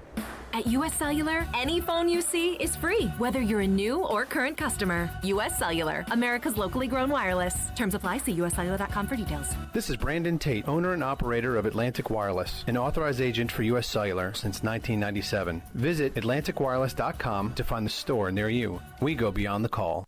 Beauty Bar Medi Spa wants to know if you are ready to fall into beauty October 7th through the 14th. All services and products will be on sale. Botox, filler, painless laser hair removal, facials, RF microneedling, rejuvenating laser treatments to treat brown spots, wrinkles, texture, veins, and skin tightening. And now, the only facility in the area to offer non-surgical under-eye fat pad treatments. BeautyBarMedispa.com, Red Banks Road, Greenville. Go Pirates! Better ingredients, better pizza, better brace yourself because this right here is a Papa John's Papa Bowl. No crust, just piping hot toppings and melty cheese in an oven-baked bowl. Better ingredients, better pizza, now in a bowl, Papa John's. Hey, Pirate fans, brace yourself for the brand new Papa Bowls for only $7.99. The new Papa Bowls are an MVP move for game day or any day. Place your order online at papajohns.com and sign up for Papa Rewards. Papa John's, better ingredients, better pizza. Go Pirates! This is Coach Steve Shankweiler, offensive line coach for East Carolina University football, and you're listening to Pirate Radio, the voice of the Pirate Nation.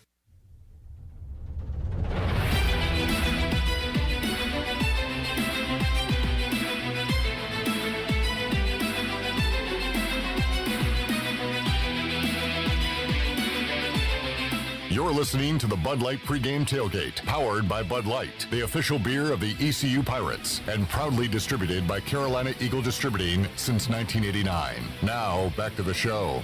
Welcome back. For the latest breaking news, interesting stories, and awesome contests that can make you a winner, be sure to follow Pirate Radio on our social media. You can follow us on Facebook, Twitter, and Instagram at PR927FM. You can join the over 59,000 followers today. Now let's head back in to Pirate Radio Live. Here is your host, Clip Brock. Alrighty, welcome back. Hour 2 of the Bud Light Pregame Tailgate. Did you say Pirate Radio Live? Did I? I don't know. Okay. I don't know. Big Dog says I did not. Okay, we'll review the film. Wake Forest scores a touchdown. They lead Clemson 45-38 in overtime, and now it's Clemson's turn. They're going to have it 3rd and 7, and they have to score a touchdown to keep this game alive. We are following that and more on the Buccaneer Music Hall Scoreboard presented by Da Buck. Da Buck. Thank you, Shirley. Let's head out to the Pit Electric Live line, continue to preview East Carolina and Navy. We'll talk to Patrick Mason from the Daily Reflector, who joins us on the Pit Electric Live line. Patrick, how you doing, man? Hey, Cliff, what's up? Happy game day to you, sir, and looking forward to another fun environment at Dowdy-Ficklin Stadium. That's been a trend so far this year, right, Patrick? You've seen some high-energy football this season throughout the month of September. This will be home game number 4, and the first 3 have been a lot of fun at Dowdy-Ficklin Stadium. That's right. Happy game day. And, yeah, I mean, I was just thinking to myself, I said, first conference game, the already 3 games were pretty electric. So, I mean, this can't disappoint, right? I mean, you got a fun team coming in town, and I don't know, I'm ready for it. I mean, conference definitely brings a different vibe to the atmosphere, too, and the, perfect football weather. So, sounds like everything's going our way. And this one on the schedule, different than any other game. It's Navy. It's the triple option. You only see it one time a year, and we found out, and we knew about this, Patrick, but it was reiterated this week that this is a game and an opponent that has been practiced against and talked about throughout the offseason. They didn't just start picking up the option attack this week. It's been going on for a while. So as far as preparations go, they might be over-prepared for this game. We'll see how the execution goes on the defensive side of the ball. Yeah, I was thinking that as well because, I thought it was interesting on Tuesday when they said that, every single practice in the summer we had a little bit of the triple option element to it. And that just seems like, it seems like some overkill, but I guess, it is so unique. You never see it again. You can just file it away when you're done with it. But, this is definitely a unique challenge. And, I think just like the linebackers especially, they have just such a big job mentally just to prepare. And I think that's really what it is. You just really got to just know your stuff when you go up against this offense. And, we'll see if it pays off, a long time practicing against it. It'll be something to see. Offensively, Patrick, before we get to today, what has impressed you through 3 weeks of watching this team? Probably just all the playmakers, honestly. Every level of the football, receivers, tight ends, running backs. I think it's really, really cool, and you can really see that in the red zone shine. But it could be any different guy on any different play, which I think is pretty impressive. And that's really what stood out to me. Just, one receiver can go off for a quarter, the next time it's another guy, and then all of a sudden you don't hear about him for the rest of the game because the tight ends and running backs are getting involved. So it's definitely been pretty cool to see. Patrick brings up a good point. Red zone stellar for East Carolina so far this season. 13 of 14 in the red zone.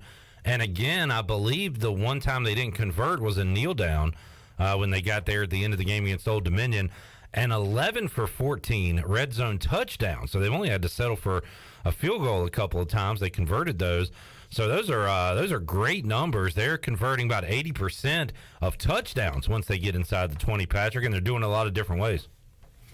Yeah, and I think that'll be a really important stat to look at, especially in a game like this where, I think a lot of the talk's just been about that Navy offense. But, I mean, when they're on the field, they like to run the clock. So on the flip side, East Carolina's got to take advantage of their own possession. And, I mean, right now through 3 games, they're showing they can absolutely do that. If they have a chance to score, they're going to score. So, I mean, I think that's been huge so far, and if that continues, I think they'll be in good shape. Patrick Mason joining us on the flip side while we're talking about those numbers on the UBE stat sheet. East Carolina, bit of a bend but don't break mentality. Opponents are just 50% in the red zone this year, and then just 3 of 8 when it comes to scoring touchdowns. So East Carolina has been good once opponents get into the red number, the red area. And, of course, we remember the back-to-back stops on the 1-yard line. But even outside of that, East Carolina's had a couple of stops this year in the red zone. Yeah, and even in the second half, I think a lot of that has to do with just having a lot of fresh bodies and really, aggressive players. I mean, I think the whole secondary is just full of really good tacklers. Coach Houston was talking about just Juwan Powell's physicality from the corner position. I mean, a lot of times, if you can just have that, that's like an added bonus, because I guess you're really not hoping that those guys are going to have to be supreme tacklers. But here we are, and they just have a team full of guys who just really like to play downhill and make tackles, and that really shows up in the red zone. And you talked about, I believe, the depth this week at the press conference. Patrick asked a question about, having this much depth. Is that, how important is that? How much of an advantage is that when you play a team like Navy where it's going to be a physical game? Also, they don't go with a ton of pace, so if they make a substitution, you'll have time to get guys in there. Depth could be a huge factor today in a game like this against that option attack. Yeah, especially, every single play, you're literally just crashing into someone and just trying to move them off their spot. I mean, it's going to be definitely a big game for conditioning to show up and definitely a big physicality game. I think Coach Houston said he expects it to be, the most physical game all year. And then Blake Harrell, the defensive coordinator, was like, hey, look, in the second half, we have fresh legs. You see these other teams kind of wearing down a little bit, and we just have fresh guys out there. And, I mean, I think that's just been a huge boost to this defense. Patrick Mason joining us. Touchdown, Clemson. They take the lead. They scored to tie it. They get it back. They score touchdowns. So now Wake Forest will have to score to keep this game alive. Patrick Mason joining us on the Pitt Electric Live Line. Proud Iowa Hawkeye. And Patrick, Iowa continues to be trendsetters and record breakers. Today, the lowest over-under, the lowest total in a college football game since 2004. Iowa and Rutgers, the total for that game is 34 points. Man. Wow. Yeah. That's exciting. And it plays at night. Yeah, and at least it's at night, so maybe you can, kind of get your fill of exciting football during the day, and then, maybe you can that game could put you to sleep. A sleep aid. That's a good way to look at it. Use your television as a nightlight. Turn on Iowa Rutgers on FS1 at 7 o'clock, and just let the sound, that sweet sound of a punter's foot going into the ball, Patrick, just let that put you right to sleep. Oh, yeah, absolutely. Maybe you can get a little Jim Nance on the golf call, do some whispering or something like that. It would be perfect to go with that game. Patrick Mason joining us. Patrick, enjoyed it. Hope Arthur had a great birthday week, and appreciate you joining us here today. We'll talk to you more on Wednesday. That's right. He really appreciated the song, so pass along a couple barks from you guys. So. Thank you. Thank you. See you, Patrick. Thanks, man. Yep, see ya. All right, there it is. Patrick Mason, Daily Reflector, reflector.com, joining us. Iowa Rutgers, 34 is the total. I think it's moved up from 33 and a half. We got a live break. Give me back to football. I don't care about Aaron Judge. They're just showing an update. Okay, get back to football. Clemson scores a touchdown. They do not get the 2-point conversion, so it's 51-45 in overtime number 2. Now, if Wake scores, they have to go for 2. So we'll see what happens here. Wake's going to start with a loss of 1 on a carry. Guys and gals, let's real quick while we have a minute, let's sing happy birthday to the man who's got too much going on to come to work today, Chandler Honeycutt. And if it's up to y'all, if y'all want to do a lackluster singing of it, kind of a sigh edition. Sure. Okay. All right. Let's go. Let's do a very unenthusiastic happy birthday to our buddy. Hold on just 1 second. Chandler I Honeycutt. put something on screen. Okay. Okay. Let's wait for Glenn. We'll let us know when you're ready. 3rd and 10 in Winston-Salem. Wake has the ball down 6. Overtime number 2. Here we go. Sam Hartman in the shotgun. 2 to the left, 2 to the right. Running back to his right. 3rd down and 10. Hartman has plenty of time. Now he's running out of time. Flushed out of the pocket. He's going to run and get about 4 yards. So it's going to be 4th and 6 at the 21. They have to go for it here. And they have to score a touchdown. And they would need a 2-point conversion to win it. As we look at scores on the Buccaneer Music Hall scoreboard, presented by DeBuck. Cincinnati and Indiana are scoreless in the first quarter.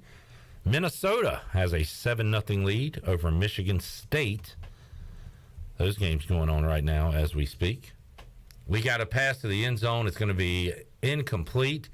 And Clemson has survived in Winston-Salem. An insane game. I mean, yeah, amazing game in Winston-Salem, and Clemson wins it. Man, that was quite a battle. 51-45, the final score in overtime. We got Florida and Tennessee underway. No score in that one. Texas has an early 7-0 lead over Texas Tech. Are we ready? Glenn, what are we doing? Just 1 second. Big Dog. Big Dog is working on something. Just 1 second. Special for the Chan man. How much more time? I mean, literally just 1 second. I know. I just wanted to hear you say it again. Would you say like? We make USA. Nope, that's not it. Sorry, that was my fault. All right, we're ready. We ready? All right, a very unenthusiastic edition of Happy Birthday to Chandler Honeycutt. We're good to go? Yes. All right, a 1, a 2, a 3. Happy birthday to you. Happy birthday to you. Happy birthday, dear Chandler. Happy birthday to you. Thank you. Where did you get that graphic from? Did you find I just that? typed in Sad Cake. Sad Cake, his new nickname. Happy birthday, Sad Cake. Hope you enjoy your day. Happy birthday to the Chan man. That was worth the wait. Thank you for that, Big Dog. All right, let's get a break in. We'll come back hour number 3. We're about halfway home, halfway there, living on a prayer. Bud Light pregame tailgate rolls on with the tailgate check-in. Also, Double B, Brian Bailey, going to join us on the show. Pete Medhurst, the play-by-play voice of the Navy Midshipmen, and my co-host on the U.S. Sailor 5th Quarter Call-In Show, Billy Weaver. Big hour 3 on tap. We'll keep it rolling along. Bud Light pregame tailgate. Back with you after this.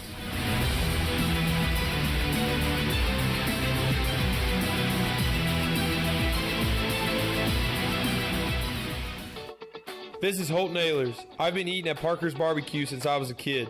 Now, all these years later, I still love to eat at Parker's. In fact, I love it so much, I bring my entire offensive line with me. They protect me, and I look out for them with great food from Parker's Barbecue. So whether you bring the team like me or just your friends and family, the awesome barbecue, chicken, and seafood at Parker's is a win every time. Parker's Barbecue, where they always treat you like family.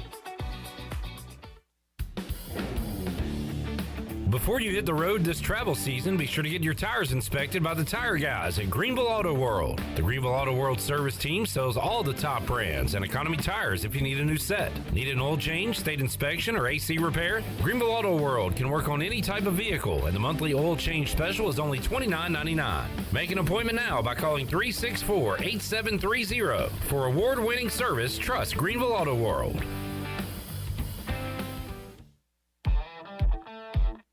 With over 30 locations across North Carolina and southeastern Virginia, Quality Equipment is your local John Deere dealer, where you'll find everything you need for your next project. Our complete lineup of John Deere lawn and garden, agricultural, and commercial worksite equipment comes with years of experience, expertise, and dedication. We know what it takes to get it done right. Stop by today or visit us online at qualityequip.com. When it comes to hauling dirt, asphalt, or stone, you can trust the pros at First and Goal Hauling Incorporated. They have a fleet of dump trucks ready to get the job done. And best of all, it's owned and operated by ECU football alum Dakota Marshall. When you have a big job and you need it done right, count on First and Goal Hauling, where it's a touchdown every time. Keep up with Dakota Marshall and First and Goal Hauling by following them on Facebook today. Have you experienced increased aches and pains recently? Have you heard of CBD? Hemp Garden is your premier CBD retailer in Eastern North Carolina. Do you find yourself having anxiety or in need of extra sleep support? Hemp Garden has a variety of Delta 8 and hemp-derived Delta 9 products that can assist with those issues. If you're unable to stop by the store, don't worry. Give them a call today at 413-6100 for a consultation, and they'll ship right to your door. Hemp Garden, 3040 South Evans Street in the Target Shopping Center in Greenville. Mow like a pro with Hustler Turf zero-turn mowers. They engineer their mowers to be maintenance and service friendly for the everyday homeowner while not sacrificing the build and cut quality they're known for. From the heavy-duty frame to the welded steel deck to their trademark smooth track steering, Hustler Turf zero-turn mowers deliver professional grade cut quality for a perfectly manicured lawn. Come into Ron Ayers Motorsports to see the Hustler difference for yourself today. Ron Ayers Motorsports, Highway 11, north of the airport in Greenville. This is Dr. Christopher McDowell from Orthopedics East and Sports Medicine Center. Our practice has been caring for athletes at ECU and the residents of Eastern North Carolina for more than 35 years. Whether it's time for your sports injury or it's time for that joint replacement, Orthopedics East provides the latest in operative and non-operative orthopedic care. We also offer on-site physical therapy and MRI services, as well as walk-in urgent care on the weekends from 10 a.m. to 2 p.m. For experience and professional care, call us at 757-BONE or visit us online at orthoeast.com. Go Pirates! Chico's Mexican Restaurant is where the fiesta never ends. Grab your amigos and head to Chico's every Wednesday for shrimp tacos for only $9.99. Plus Wednesdays means all Mexican imports for just $2.99. Thursdays, enjoy your favorite beef, chicken, or vegetable fajitas for only $9.99. For Mexican food and fun, it's got to be Chico's Mexican Restaurant in downtown Greenville and online at chicosrestaurant.com. Chico's, where the fiesta never ends. This is Pirate Radio, WGHB Farmville, 1250 and 92.7 FM Greenville, WDLX Washington, 930 and 104.1 FM Washington.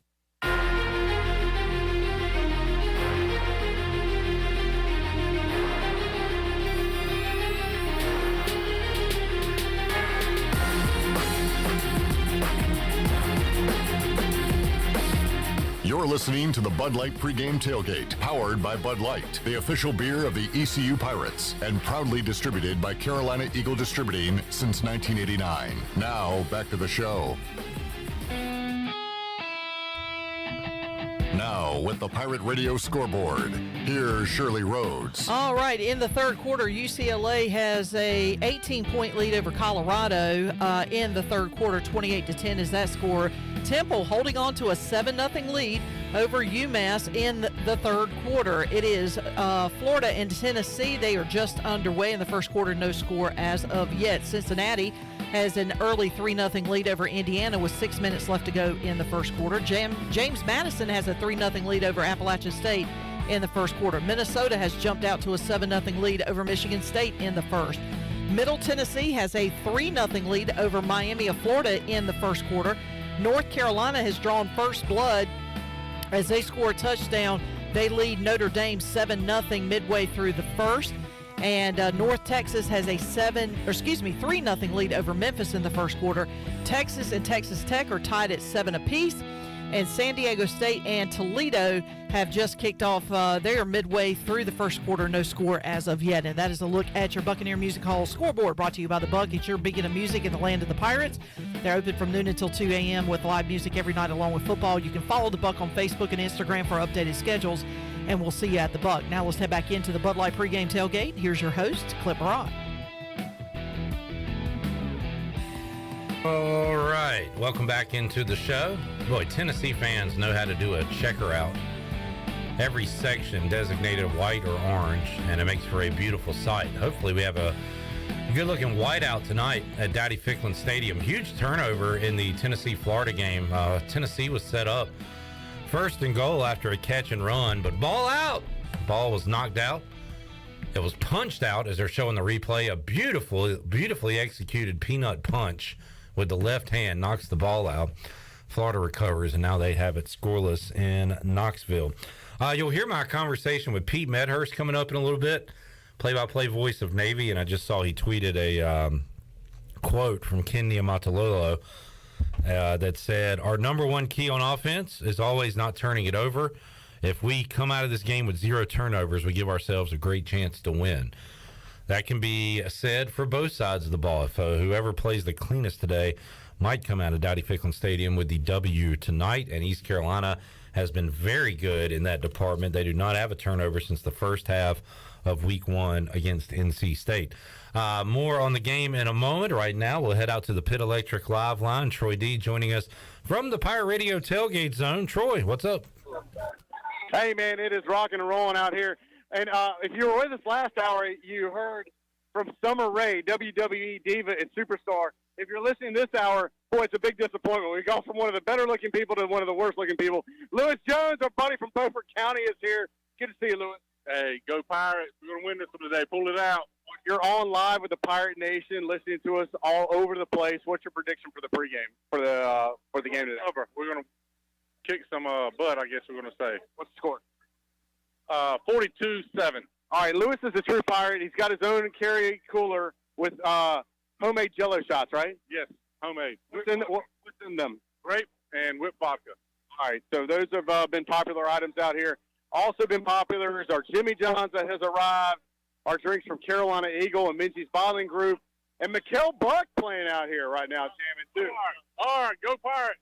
All right, so I'm going to walk over here real quick, let you guys get a listen real fast to our affiliate tailgate. Next to us is Kenny Curlins. He's got Mikkel Buck jamming out here. And I'm going to let you give a listen real quick to what's going on.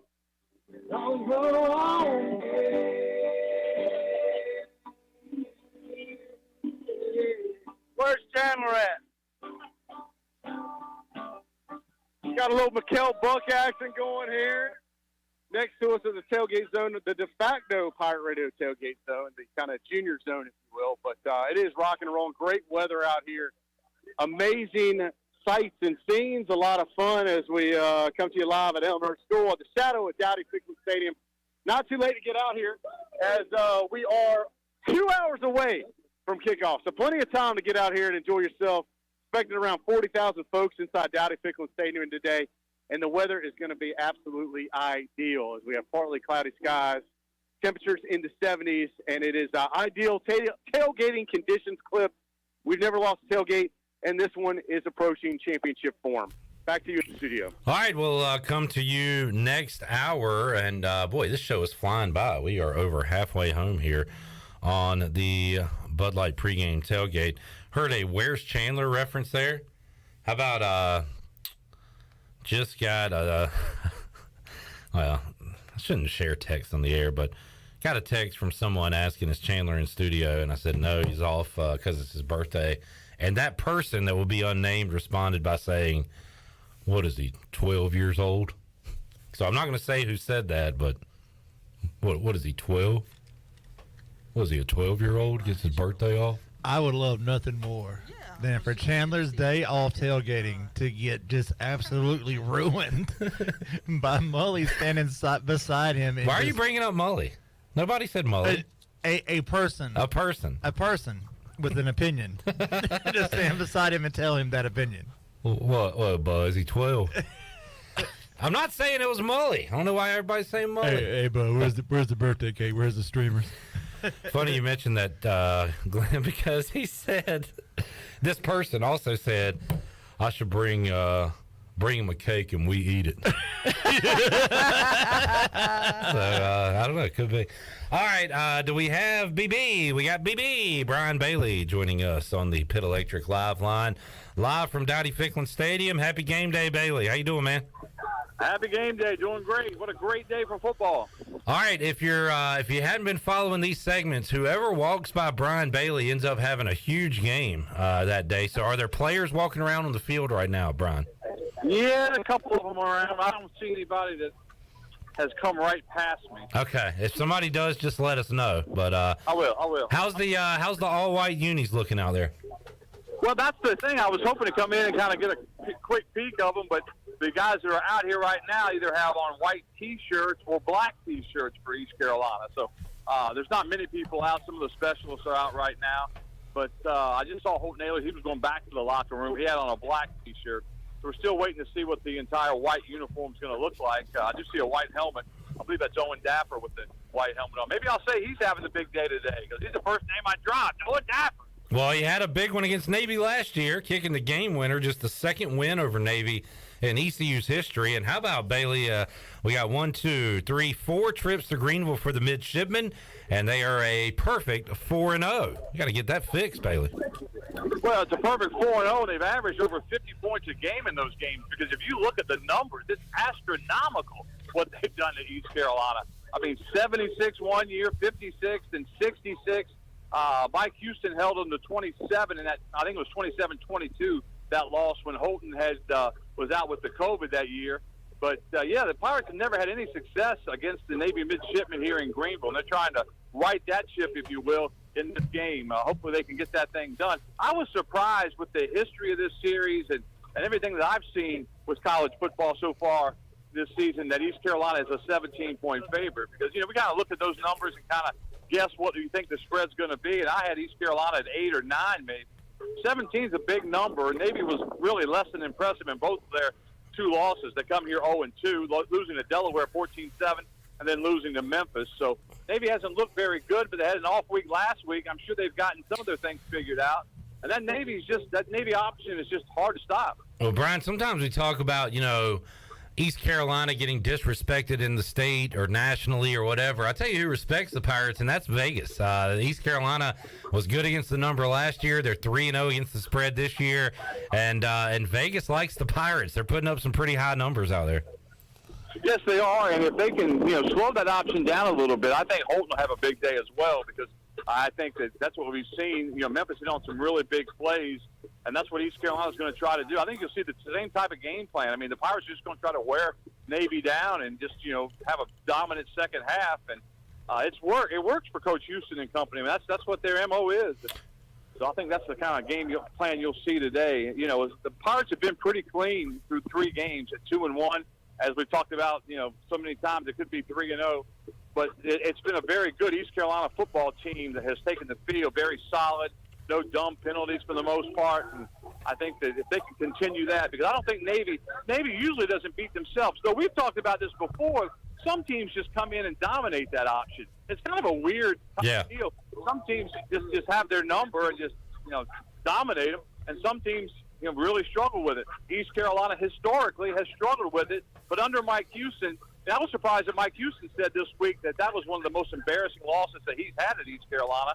And really, I think most of us that watched that game kind of saw that game in his first year and saw hope with the program, even though it was a blowout loss. It's all about perspective, right? And we had a different perspective than he did after that game. Yeah, I think we did. I think I saw a lot of good things in that game, even though it was a blowout loss. But he wasn't used to losing like that. Brian Bailey joining us. We got a wide left field goal in Knoxville. It remains scoreless. Florida misses the field goal. Nothing there between the Gators and the Vols. Bailey, I know you've been around working, doing some things. Did you see Clemson Wake Forest earlier? How about Clemson outlasting Wake in double overtime, 51-45?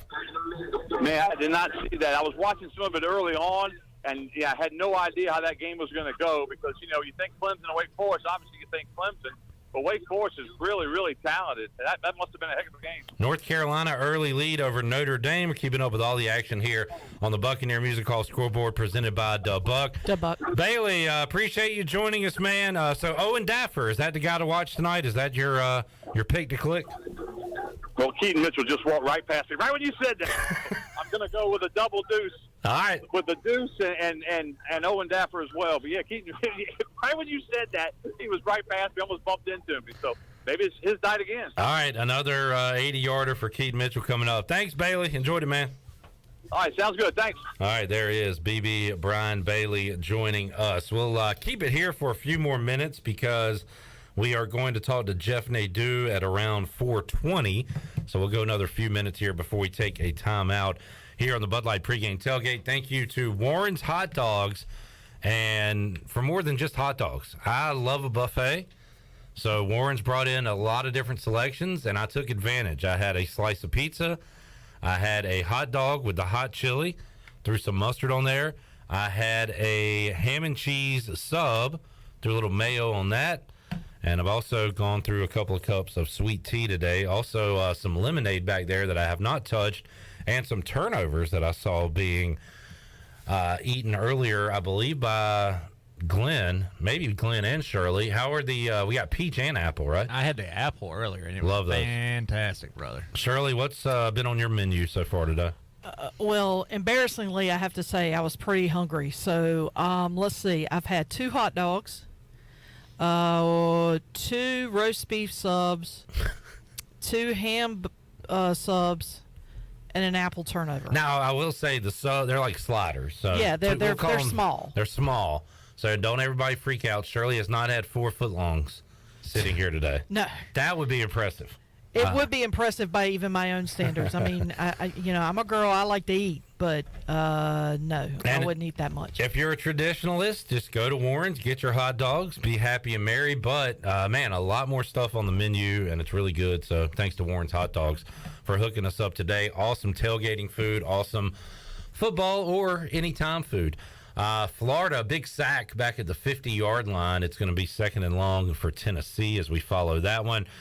Michigan, a winner earlier today over Maryland, 34-27. That final score, Michigan's first real kind of test of the season. They had a terrible non-conference schedule, but they beat Maryland today by 7. Right now, Texas Tech has scored, and they have the ball, but they are trailing Texas 10-7. That score in Lubbock. And this one's a weird one in Coral Gables. Middle Tennessee up 10-0 on the U. Miami coming off a loss to A&M, and can't let the same team beat you twice. But right now, Miami down double digits to Middle Tennessee. Miami is nearing the red zone. Oregon, big win last week, but they find themselves trailing early. In Pullman, it is Washington State 6 and Oregon nothing in that one. Ole Miss a 7-0 lead over Tulsa. Shirley. And North Carolina leads Notre Dame. Notre Dame had a chance to kick a field goal to make it a 7-3 game, and it went wide right. So there's no score for Notre Dame. Carolina still holds the 7-0 lead. Charlie, you mentioned this one earlier, Battle of Blue Bloods for basketball on the football field, and it was Kansas getting the 35-27 win. I believe Kansas was a 7.5-point favorite in that game. So there you go. Louisville hammered South Florida. South Florida barely got off the bus. How about 41-3? Malik Cunningham, 186 passing yards. Malik Cunningham, 113 rushing yards, 3 rushing touchdowns on South Florida. So the Bulls are going to be limping into their matchup next week against East Carolina. Which I like. I like our chances when it comes to stuff like that. It's going to be the first road game of the year for the Pirates coming up. Yep. And you know how they say you can't let a team beat you twice, but sometimes it does happen. And maybe Florida will beat South Florida 3 times, and we can be the 3rd time. There you go. That they lose that game. All right, so keeping you up to date on that, Aaron Judge has not hit a home run today, so we'll be on the Judge watch again, I guess again for another day. Although it is the middle of the 8th inning, so he's probably got another at bat coming up later on in this one. Braves and Mets scoreless in baseball. Burley, I guess they'll have another late start tonight. 9-10 start.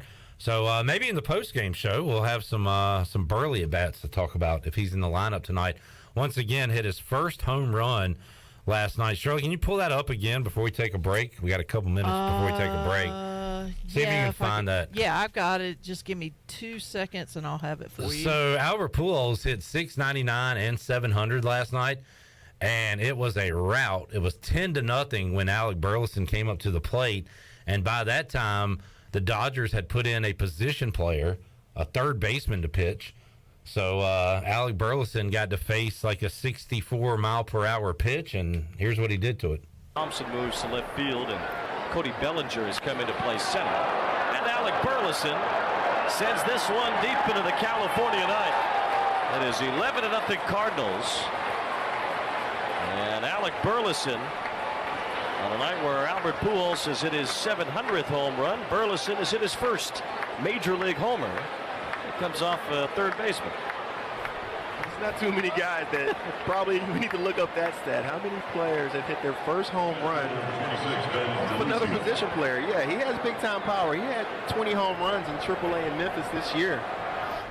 What a story to tell for Burley. First home run comes in an historic game where Pujols hits number 700. Also, it comes off a position player.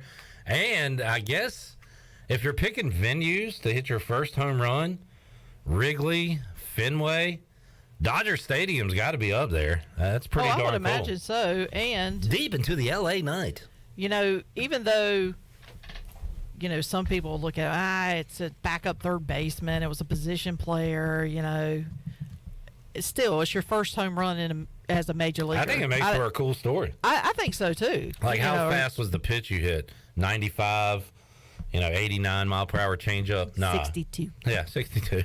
So, that's like a softball pitch to those guys. Put it in the record books. Burley, home run number 1 at the major league level. All right, people, let's get the likes a smashing, the subs a smashing. We need to smash. We got decent numbers, but man, they could be so much better. So what we need you to do is hit the like, hit the subscribe on YouTube, then head over to Facebook, hit the like, make sure you're following us there. We're going to get the numbers up, and usually Chandler is the one pestering you for your likes and smashes. But today I'm going to have to do it because it is his birthday, and in 2022, you get your birthday off. Who knew? Does that mean that I get my birthday off this year? No, you're too old, Shirley. Oh, damn. I've aged out of that as well. How many game days football do we have this year? 5, 6? As far as home game days? Yeah, probably 5 or 6. 7.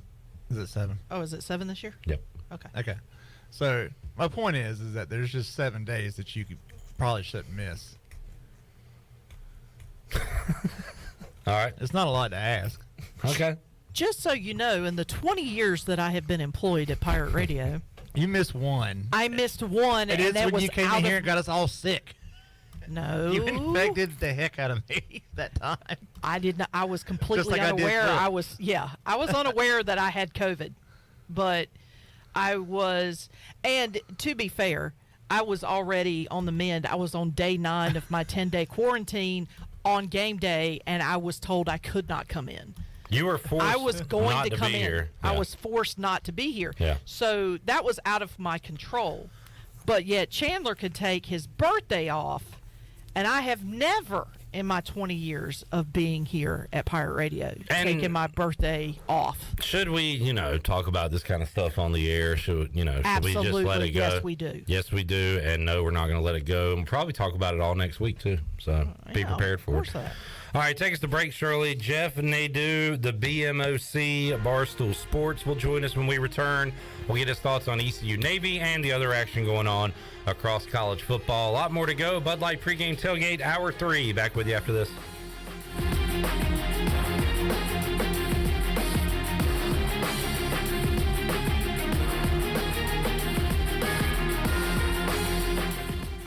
Are you ready Ready for some football, Pirate Nation? Bud Light is America's favorite light beer and the official beer of the ECU Pirates. When planning your fun times this football season, be sure to pick up some Bud Light at your favorite retailer. Bud Light carefully brews their beer to be perfect for anywhere there's fun. Because when there's fun, Bud Light is there. Get ready to have fun this season, Pirate Nation, and always stay in the game and drink responsibly. Bud Light, the official beer of the ECU Pirates, and proudly distributed by Carolina Eagle Distributing since 1989.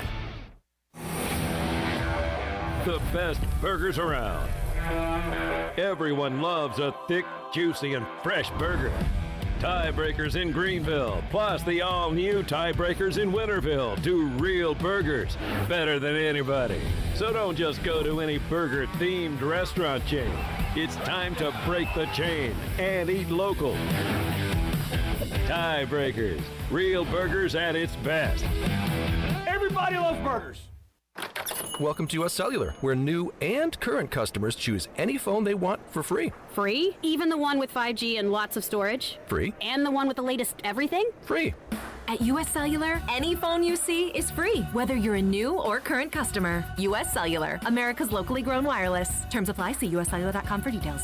We all love using Uber Eats, DoorDash, and grocery pickup. It makes life so much easier. Well, now there is cellular delivery, and the team at Cellular Warehouse has perfected the process. They will deliver your new phone right to your door with all your information loaded on the new phone, and the best thing is there is no charge for this awesome service. And you don't have to waste half the day sitting in a Cellular store. Call Toby Williams today at 252-799-7051 and let his team of experts make your cellular delivery today. Cellular Warehouse, your local U.S. Cellular authorized agent, serving all of Eastern North Carolina. I'm Michael Vaughn with East Coast Grading and Utilities. Many of you know my dad, David Vaughn, and his work in putting in subdivisions all over Pirate Nation. But East Coast Grading and Utilities is not just for those type of big jobs. We're here for the homeowners. Whether it's concrete, driveways, hauling rock, or sand, whatever you need, East Coast Grading and Utilities can get the job done. Call us at 252-531-7494 or check us out on Facebook at East Coast Grading and Utilities.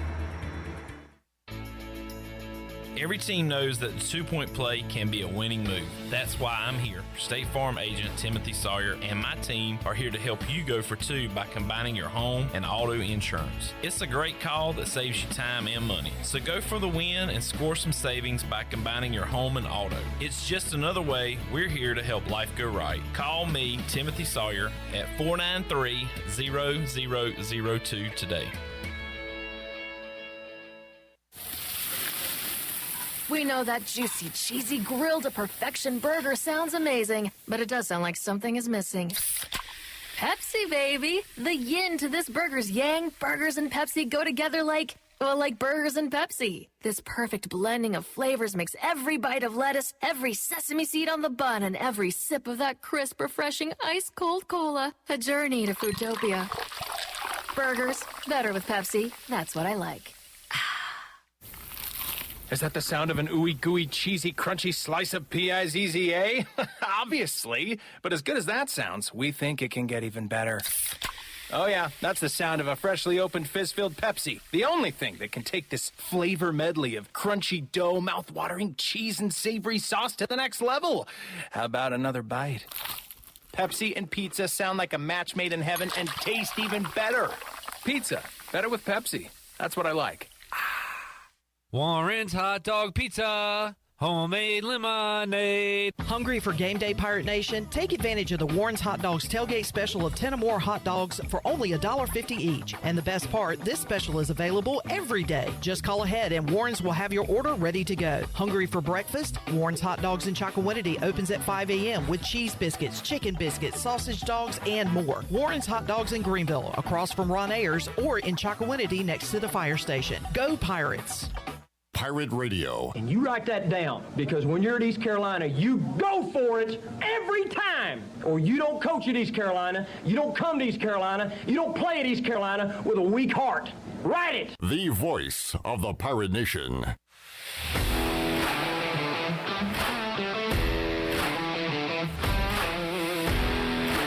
You're listening to the Bud Light Pregame Tailgate, powered by Bud Light, the official beer of the ECU Pirates, and proudly distributed by Carolina Eagle Distributing since 1989.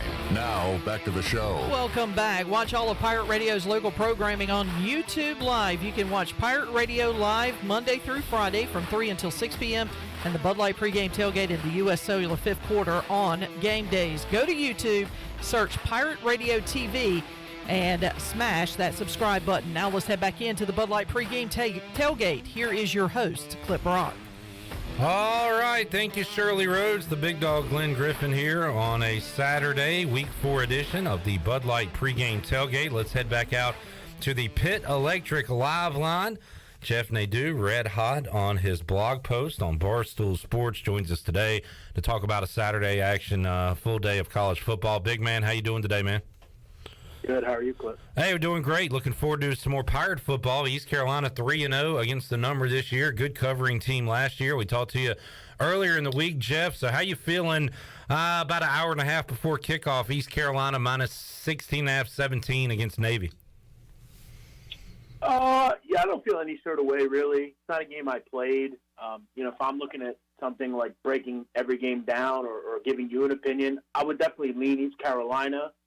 I think the problem that you've alluded to before is that this is not particularly an easy opponent for ECU. But that said, I think this is a much better ECU team, and this is not a very good Navy team. Those Navy teams had much better quarterback play than this one. Plus, Navy has a big game on deck next week against the Air Force. So I think there's a lot to look forward to for Navy. ECU's been real good at home, and they've got a great defense. I'm not going to rule out playing this game. If I can grab a 16.5, I might have something on it. I'm pretty happy with what I've seen out of ECU, and these are the types of games they should win, by 3 touchdowns. I look at it kind of like ODU, similar matchup here. Jeff Nadu joining us earlier in the week. You said maybe a team total for ECU, Jeff. Think they can get enough points today? So you leaning that way? Yeah, I definitely feel like that. I think, the issue that I always have with team totals when you're playing the Naval Academy is right. how slow they are. Yeah. They play so deliberate. So, yeah, for me, I would kind of just kind of assume this is like a 34-14 type of game, 34-10, something like that. I think getting it under 17 is suitable here. Jeff, any games you're sweating out right now? Last time we had you on during the Bud Light pregame tailgate, you had Syracuse in a back-and-forth game, and you ended up winning it. So congrats on that one. Anything you're watching right now? Yeah, I don't have too much going right now, to be honest. If I got UCLA minus 20.5, that game's into the third quarter. I have a little play here on Michigan State and Minnesota under. But outside of that, it jammed you a little bit. I didn't go crazy on. I didn't really go too deep into this 3:30 card. I have some things that I like a little bit later, but no, I didn't really get too involved with this middle day card. All right, speaking of an under, I forgot to ask you about this the other day. Iowa Rutgers, the total is, I guess, up to 34 now. So this is the lowest over-under for a game since 2004, I believe I read. And I don't know if you got to play one way or the other, but what a despicable total in this game, Jeff. What kind of final score do you think we see tonight in Piscataway? Well, last year Iowa had a total at 34, and it finished 27-7. So it was on, probably the right bet. This is the lowest total of the century, which is pretty crazy when you think about it. But college football is a different game. You just don't see this much. I ultimately, when I'm looking at a score, I thought it was like a, 17-14. I'll be honest, I'm a little surprised that I was an 8.5-point favorite. I felt like anything above 7, I think you really just take a shot and pray, right? I mean, should Iowa really be laying this kind of number to anyone, especially in this type of game? I mean, I know that they beat up Nevada, but Nevada had a backup quarterback in. He's truly a bad player. They didn't play well against South Dakota State, lost outright against Iowa State. I feel like you just take the points and pray with Rutgers. I mean, this is a great atmosphere at Piscataway. It's kind of underrated as a college town. You can take the train from New York right down to Rutgers. So this is a great, I think, kind of night game spot for Rutgers. They also, Iowa have Michigan on deck. I think this is a pretty good spot for Rutgers. Jeff Nadu, Barstool Sports, joining us on the Pit Electric Live Line. Jeff, let me ask you about an American team don't know how much Tulane football you've been watching this year. Raised a few eyebrows with a win at K-State last week. They can get to 4-0 tonight if they beat Southern Miss, and they're pretty big favorites. They're double-digit favorites against the Golden Eagles, total at 48.5. But have you watched Willie Fritz's team at all? Are they a factor in the American this year, trying to get to 4-0 tonight?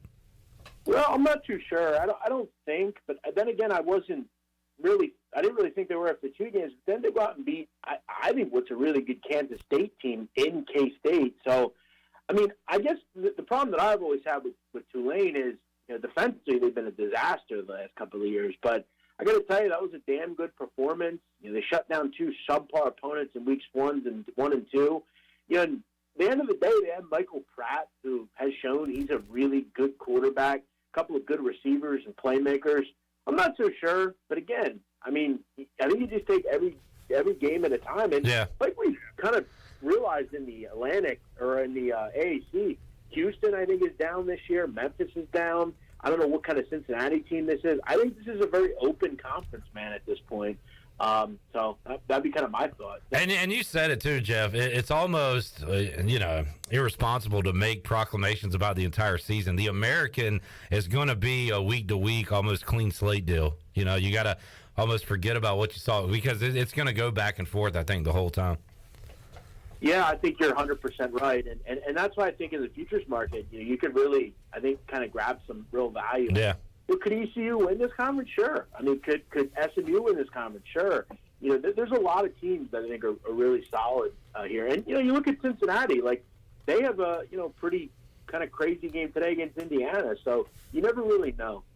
Jeff Nadu, big man on campus, Barstool Sports, joining us. Cincinnati up 17-3. How about 17-3 in Coral Gables right now, Jeff? Middle Tennessee up on Miami. Miami is driving in the red zone, but at the end of the first quarter, how about the Blue Raiders up 17-3 on the U? Yeah, I think one thing I'm learning about Miami is, offensively I think they'll be fine, but, I mean, defensively I think they have some real problems. They really have not matriculated into much the last couple of years on that end.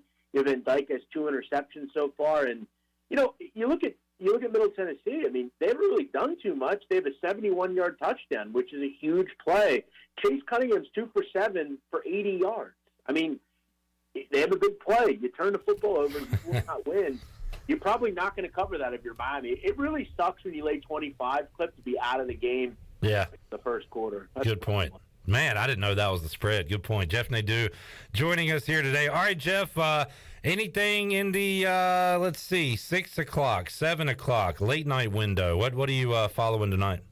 Yeah, I'm going to one of the latest plays on the board. I actually will tease a little bit. I have a play out right now. It just dropped on Barstool Sports. Go read my blog. It's for a 7 o'clock game. But I actually like a 10 o'clock game as well, Clip. I took a little shot with Brigham Young, Wyoming, under 50.5. I think this number is a bit too high. I put it at 46.5. I look at BYU. I think defensively in this game, they should be just fine at home coming off of a loss where they weren't very good. Wyoming's playbook is pretty simple. Their quarterback's not great. They like to run the ball. Brigham Young should be good defensively tonight. I'm not real sure if they open up the offense either. They're still without 2 receivers, I believe. You say what you want about Wyoming. This is a damn good defensive team. They're well coached under Craig Bowl. And when you look at Brigham Young, they have Utah State, I believe they have Utah State on deck, if I remember correctly. And while that doesn't mean a ton, I think in the grand scheme of things, that's a holy war. That's a big game in Utah. So I think just something to keep an eye on. I like the under in this game. It kind of screamed, 31-10 to 27-13, something like that. Wyoming fresh off of holding down that Air Force offense a week ago at BYU tonight. 160 rushing yards, I believe. Man. Pretty good. And as Jeff said, check out the blog. 8-2. Is that the record right now? Blog pick so far this year, Jeff? Correct, 8-2. Man. Had a win last night, had a win earlier today. So, yeah, I'm very happy. I mean, things can change at any point. Yeah. You take the good with the bad, and, yeah, it's been fun so far. Big man, keep it rolling. Doing great things with Barstool Sports now, the sit-down podcast. Big man on betting on Thursdays that folks can check out. So a lot going on. Thanks for spending a few minutes with us here on a Saturday, and good luck the rest of the way, Jeff. Appreciate it, Cliff. Talk to you next week. Thanks, man. All right, the BMOC, big man on campus, Jeff Nadu, joining us here on the Bud Light pregame tailgate. All right, let's get a break in. When we return, we'll hear from Pete Medhurst, play-by-play voice of the Navy midshipmen. We'll get a scouting report on the middies. What's gone wrong for them so far? What can they clean up? Coming off that bye week, who are some players to watch? We'll talk about it all with Pete Medhurst. When we return, Bud Light pregame tailgate rolls on after this.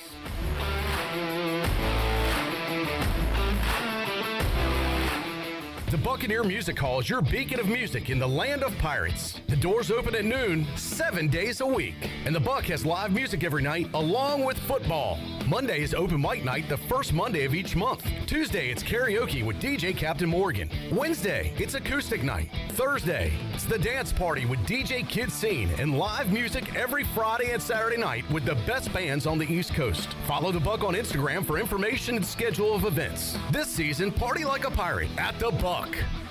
Be sure to check out David Price Construction for all of your commercial or custom residential renovation and building needs. Run by ECU alumni, David Price Construction specializes in commercial projects, maintenance on facilities, and large-scale residential renovations and additions. Proud to be voted the Remodeler of the Year by the Home Builders Association of Raleigh-Wake County in 2018 and Best Business Commercial Remodel Project winner for 2020. David Price Construction, the proud ECU Home Services partner.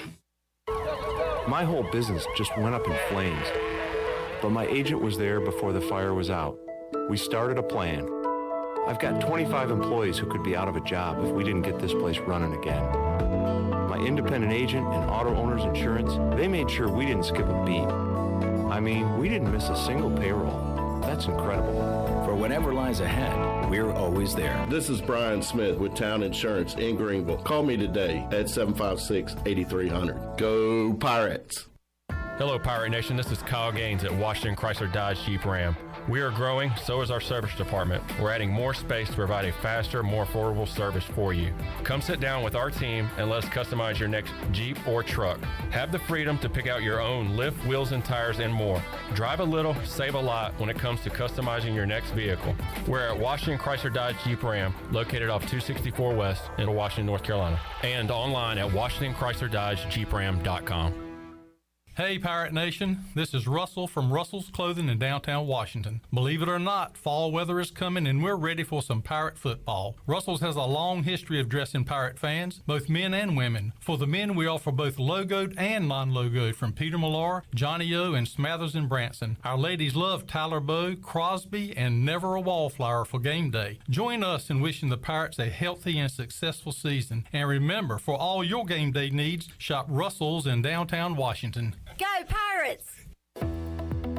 Hey Pirate Nation, this is Holton Ahlers for my friends at ArcPoint Labs. Just as I trust my teammates, you can trust ArcPoint Labs to give you quick and accurate results for your laboratory testing needs. ArcPoint Labs provides insights and solutions to enable individuals, businesses, and communities to make informed decisions on their health, safety, and well-being. Visit any of the 6 Eastern North Carolina ArcPoint Labs locations or go to arcpointlabs.com. Go Pirates! Hey Pirate Nation, this is Amanda Houston, and when it came time to make the game-winning play for relaxation at our house, I made the right call to Jamie Lang and Carolina Hardscapes. Jamie and his team built the backyard oasis of our dreams with a beautiful custom paver patio, outdoor lighting, and fireplace. Make your backyard incredible and call Carolina Hardscapes today at 364-1201 or visit their showroom on Fire Tower Road across from Bostic Suck. Go Pirates! Country Mart has been locally owned and operated for over 40 years and is your premier country store serving the best cheese biscuits and country food around. Country Mart is open every day and has 2 locations in Bethel on Highway 11 and in Stokes on Highway 903. Both Country Mart locations are top-of-the-line fuel stations serving Shell gas, including 93 ethanol-free high-octane gas, which is the best for all you boat owners. Country Mart, fueling you up with great food in your engines with great gasoline. Go Pirates! This is Holton Ahlers, and you're listening to Pirate Radio, the voice of the Pirate Nation.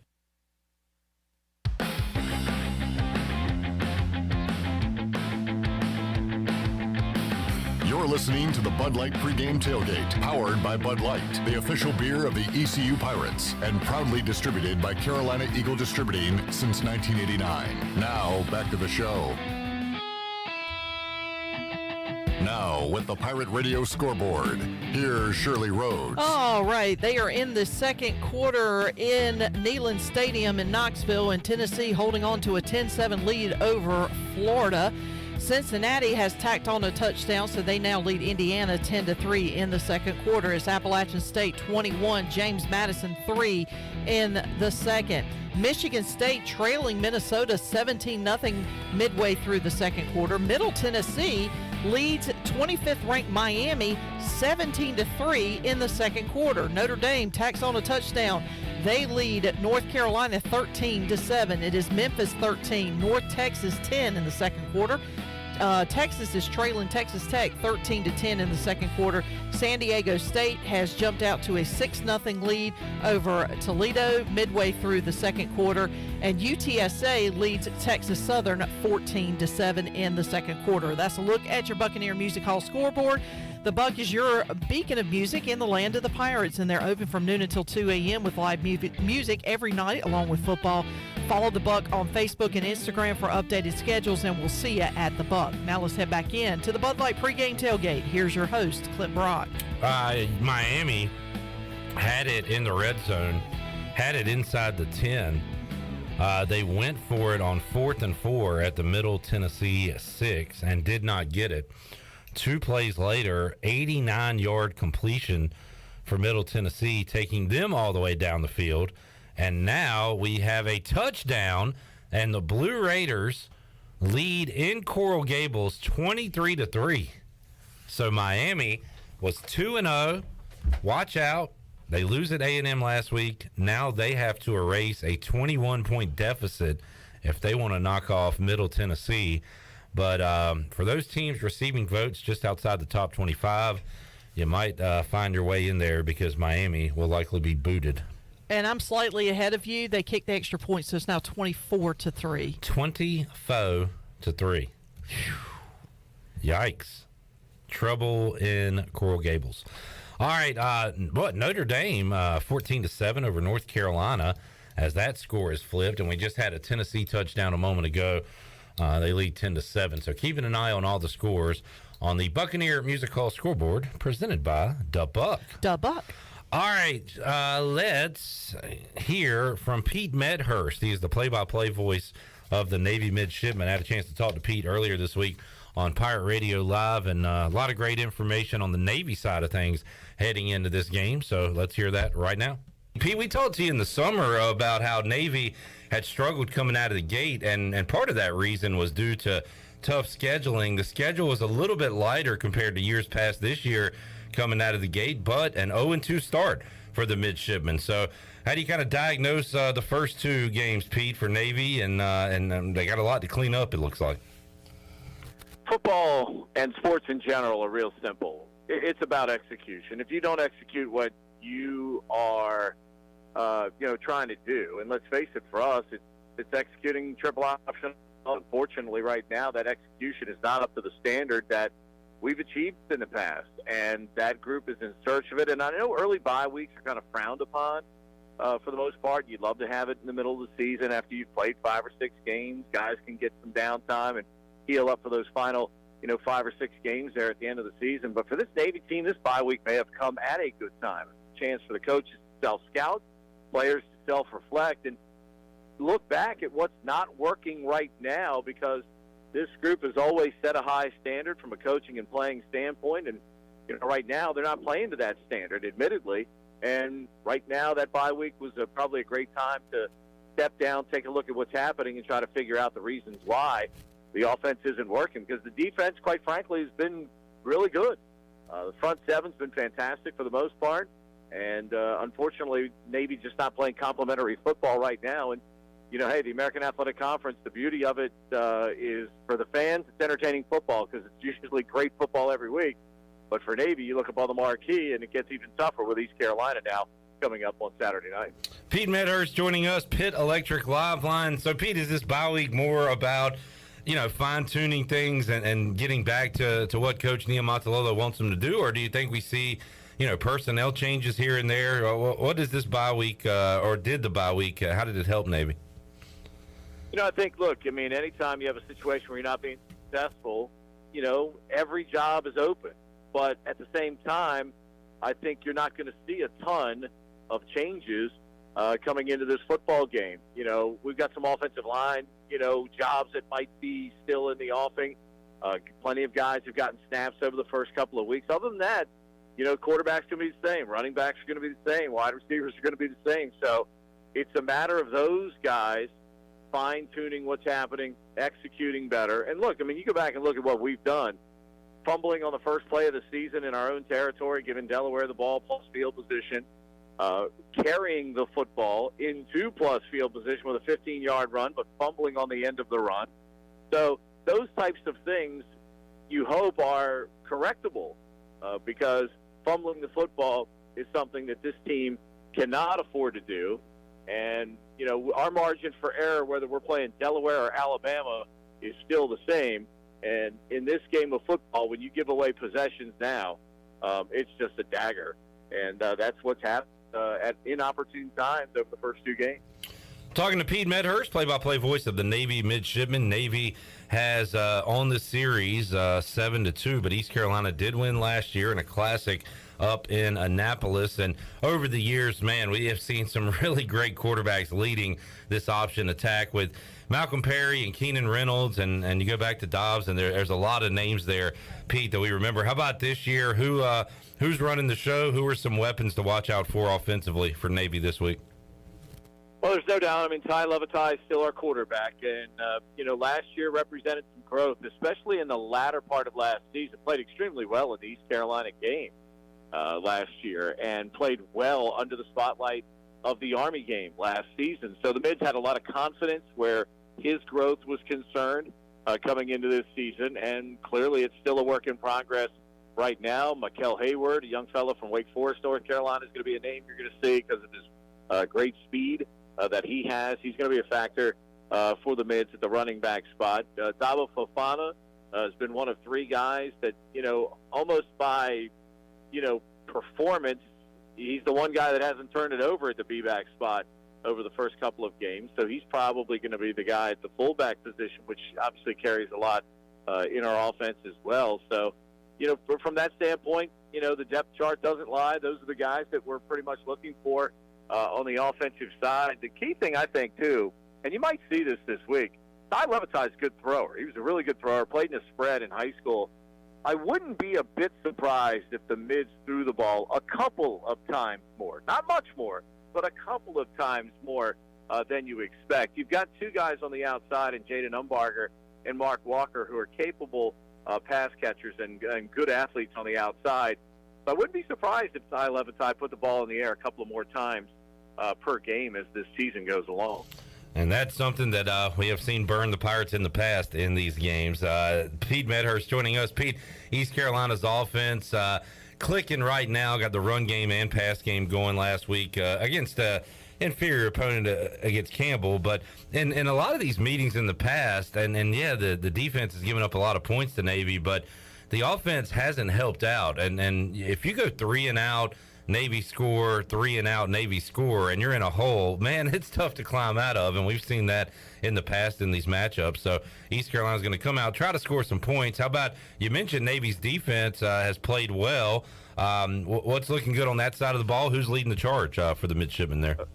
Yeah, there's no doubt front seven's been fantastic. We had a dynamic combo at nose guard last year because both guys played so well.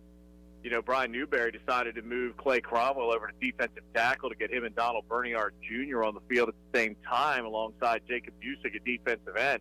And, yes, we lost Diego Fago, one of the best to ever wear the uniform at Navy, but we've got 4 linebackers playing right now in the rotation in the middle. All 4 guys easily, capable of starting right now. And that's a good problem to have.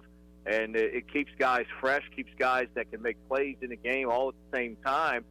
Our strikers and raiders, John Marshall and Nicholas Straw, have been fantastic so far this season. And certainly we've got some youth and inexperience in our secondary, and those guys are kind of getting that trial by fire. I mean, Seth Hennigan's a good quarterback. You make a mistake in coverage, he's going to expose it, as he did a couple of times last week against the Mids. And, this is the one thing you can never discount about East Carolina.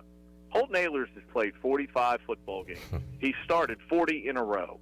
That experience counts for something. That loyalty counts for something, because it's not something we see in college football anymore. I mean, Holton, I know he's a hometown kid, but heck, with that extra year due to COVID, he could have gone anywhere and certainly been a commodity to a lot of different programs. But he has chosen to stay there and see it through. And the great thing is, for East Carolina fans, and for Holton too, they're starting to get the rewards now for that loyalty. Owen Daffer's kick last year here in Annapolis, would have been good from 74. He hit it so good in that 54-yard game winner. And in that game alone, I thought that game represented a turning point culture-wise for for East Carolina. There was a moment in the game on that fourth down at the goal line that every player for East Carolina got up off the bench. Every single player. They came over to the sideline around the coaching staff to watch that play, and Navy stopped them on down. And you're thinking at that point, all right, that's kind of what has happened to East Carolina. They tease you, they get stopped, and, maybe they end up as a 5-win team again. But in that game, Holton Ahlers just would not let them lose that football game last year. No matter how many big plays Navy came up with in that game, Holton Ahlers was not going to let his team lose on that Saturday. And I just thought that game, and certainly because of Holton himself, I thought that was the turning point in establishing winning culture for Mike Houston there with that game in Annapolis, and obviously, what should have been a postseason reward for them. And look, let's face it, barring any major injuries, this East Carolina team is going to be a factor all the way through to November, potentially in the American, where this league is wide open this season. There's a lot of quality in it. You saw Tulane go on the road and win last week at Kansas State. But this East Carolina team, look, let's face it, they should be unbeaten. They should have beaten NC State. They outplayed them. And Owen Daffer's going to make a couple kicks later this year that are going to win games for East Carolina. And they showed you right then and there that they're going to be a force to be reckoned with in this league this year. Well, Pete, usually it's Jeff Charles firing up the Pirate fan base, but you just had Pirate fans pumping their fists listening to in their cars as you talk about that. That was pretty great to hear your firsthand account of what happened last year in Annapolis. And you're right. I feel like it has finally all come together. It's been a long time coming, but and you look around the American, Pete, and I've been kind of saying this week. I've been talking out of both sides of my mouth. On one side, every week's going to be a dogfight. That includes this week. That includes a trip to South Florida, who just about knocked off Florida. That includes a trip to Tulane, who knocked off Kansas State in Manhattan. And we know about the big boys with Cincinnati and all. But I feel like East Carolina has at least put themselves in the discussion to be the top team in the American. And, again, it's early in the season, but how do you see it? You've seen Memphis. What do you think about the league as a whole this year?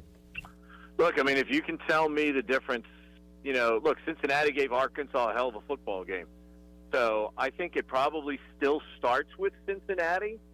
I'll never forget Luke Fickell's first year. We rolled up 500, almost 600 yards rushing against them. Yeah. We got them too, and that ended pretty quick. Yeah, I'm not sure that we've had 600 yards rushing in any games combined. Right. Against them since then. But look, they're going to be exiting, the league, but you're going to have to deal with them this year. I don't think any spot. And Temple's going to need some time with a new coaching staff, it looks like so far. But other than that, man, I mean, there's no soft spots in this league. If you don't bring your A game, you're going to be in A game a lot longer than you probably are hoping for. But that's college football in a league like the American. The league has been so good in years past. Houston's played some good people, and unfortunately has taken some hits here. But again, in terms of the league, they're going to be a major factor here with Clayton Tune, another guy that's played a lot of football games, kind of like Holton Ahlers. Memphis, certainly offensively, Seth Hennigan's going to be a good spot. Question is, will their defense play again like it did last week? Certainly played much better against Navy than it did Mississippi State. So if they get some defensive play to complement, Hennigan in that offense, that's never a picnic playing there. Neither Florida team is going to be a picnic to play, as we well know. So, Tulsa and Philip Montgomery's been there a long time. They've played some good football already this season.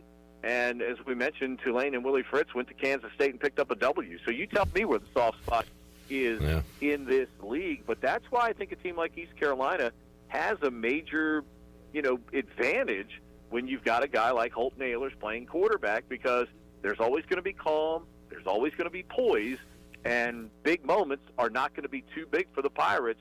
That offense has shown this year. Look, when they had to go down the field against State, they got down the field. You've got two running backs that every time they touch the football, there's an explosive play waiting to happen. And if you can continue to even moderately get explosive plays, that's the difference. That's such a huge difference in college football these days, when you have people capable of making explosive plays like that every time they touch the football. Pete Medhurst joining us. Will be on the call Saturday when East Carolina faces Navy, 6 o'clock, Dowdy-Ficklin Stadium. Our pregame coverage begins at 2 on the Bud Light pregame tailgate. So, Pete, you're keeping up with the American, looking around the league. Also, I'm sure keeping an eye on Air Force and Army, as Navy, going back to 2003, has won 11 Commander-in-Chief's trophies, and most recently in 2019, it was actually shared. So I guess that means Army retains the trophy from 2020, because it was shared last year. So as you go week to week, look at the AAC, how much are you keeping an eye on Air Force and Army, Pete? Well, you always keep an eye on everybody. And Joe Miller and I, who do the Navy games, we have our own college football podcast, and we keep up with pretty much everybody. I mean, Air Force got off to a great start, but got tripped up by Wyoming last week in a great game out there, 17-14. Army, of course, with a nice win last week over UTSA. So it's those battles between the three are knockdown, drag-out games, because it's one of the few times all year where each opponent faces an opponent who is similar in size, speed.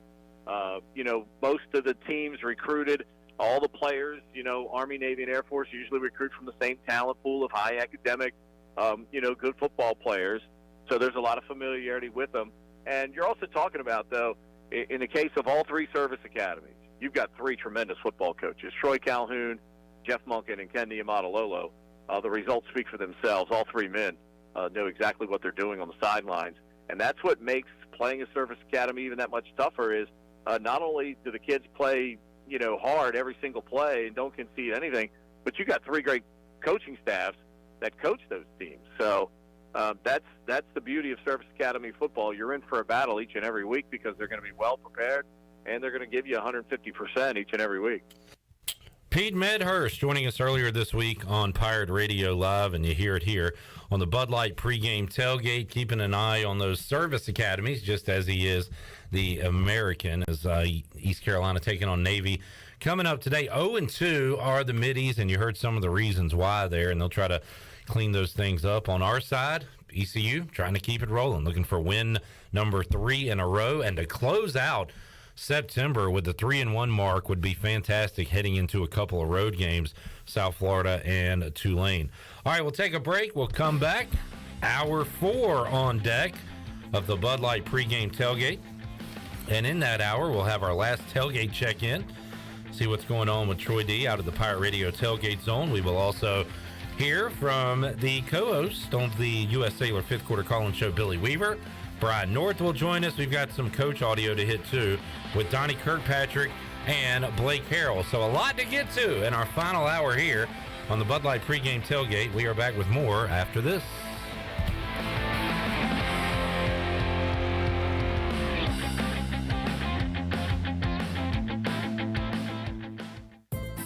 Hey Pirate Nation, this is Holton Ahlers, and when it comes to getting your family together, there's no better place than Familia, which is Italian for family. Familia is the place I like to bring my football family, especially my offensive linemen. Whether it's great New York style pizzas, homemade meatballs, lasagna, chicken parmesan, or delicious homemade desserts, Familia is a winning play every time. For dine-in or takeout, make Familia your go-to play when you have a hungry team. Familia on Fire Tower Road near Pitt Community College. Go Pirates.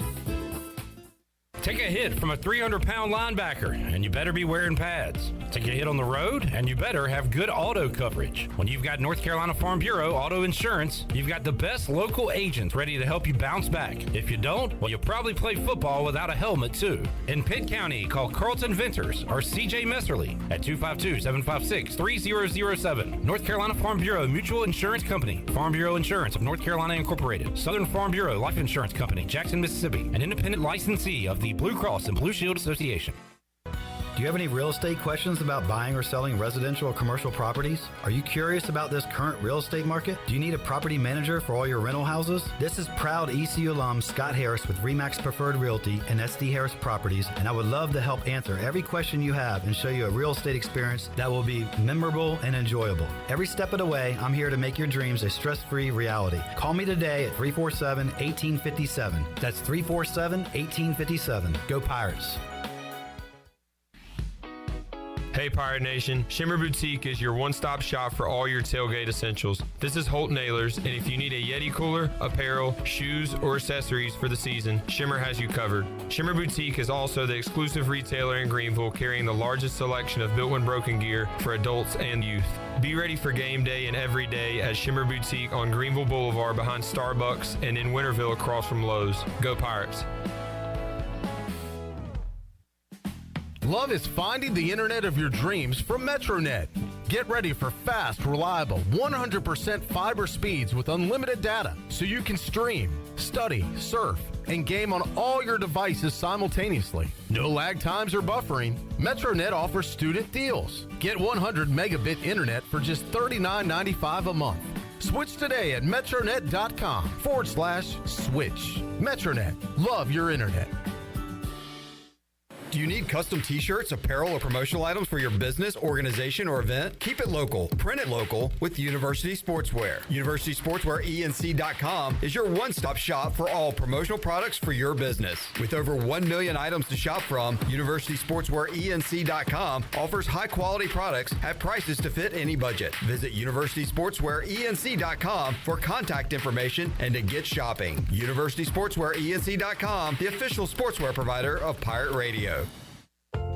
This is Braxton Green with Angel Oak Home Loans. If you're looking to purchase a home, it is still a great time, and being pre-qualified before you begin shopping is an advantage. At Angel Oak, we offer a wide variety of programs ranging from conventional, government, and portfolio loans that can fit most financial situations. To get started, contact our experienced team of Talbot Green, Joanne Weir, Wanda Hager, or myself, Braxton Green, at 751-2060. NMLS 1719250, Equal Housing Lender.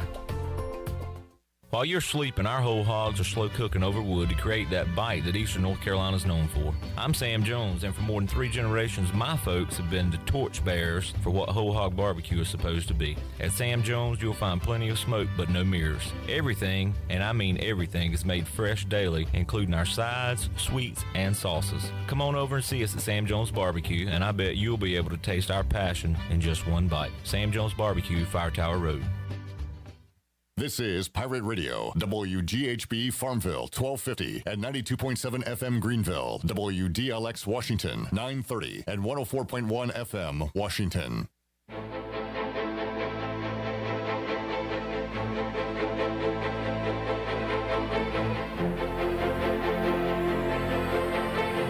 You're listening to the Bud Light Pregame Tailgate, powered by Bud Light, the official beer of the ECU Pirates, and proudly distributed by Carolina Eagle Distributing since 1989. Now, back to the show. Welcome back. For the latest breaking news, interesting stories, and awesome contests that can make you a winner, be sure to follow Pirate Radio on our social media. You can follow us on Facebook, Twitter, and Instagram at PR927FM. Join the over 59,000 followers today.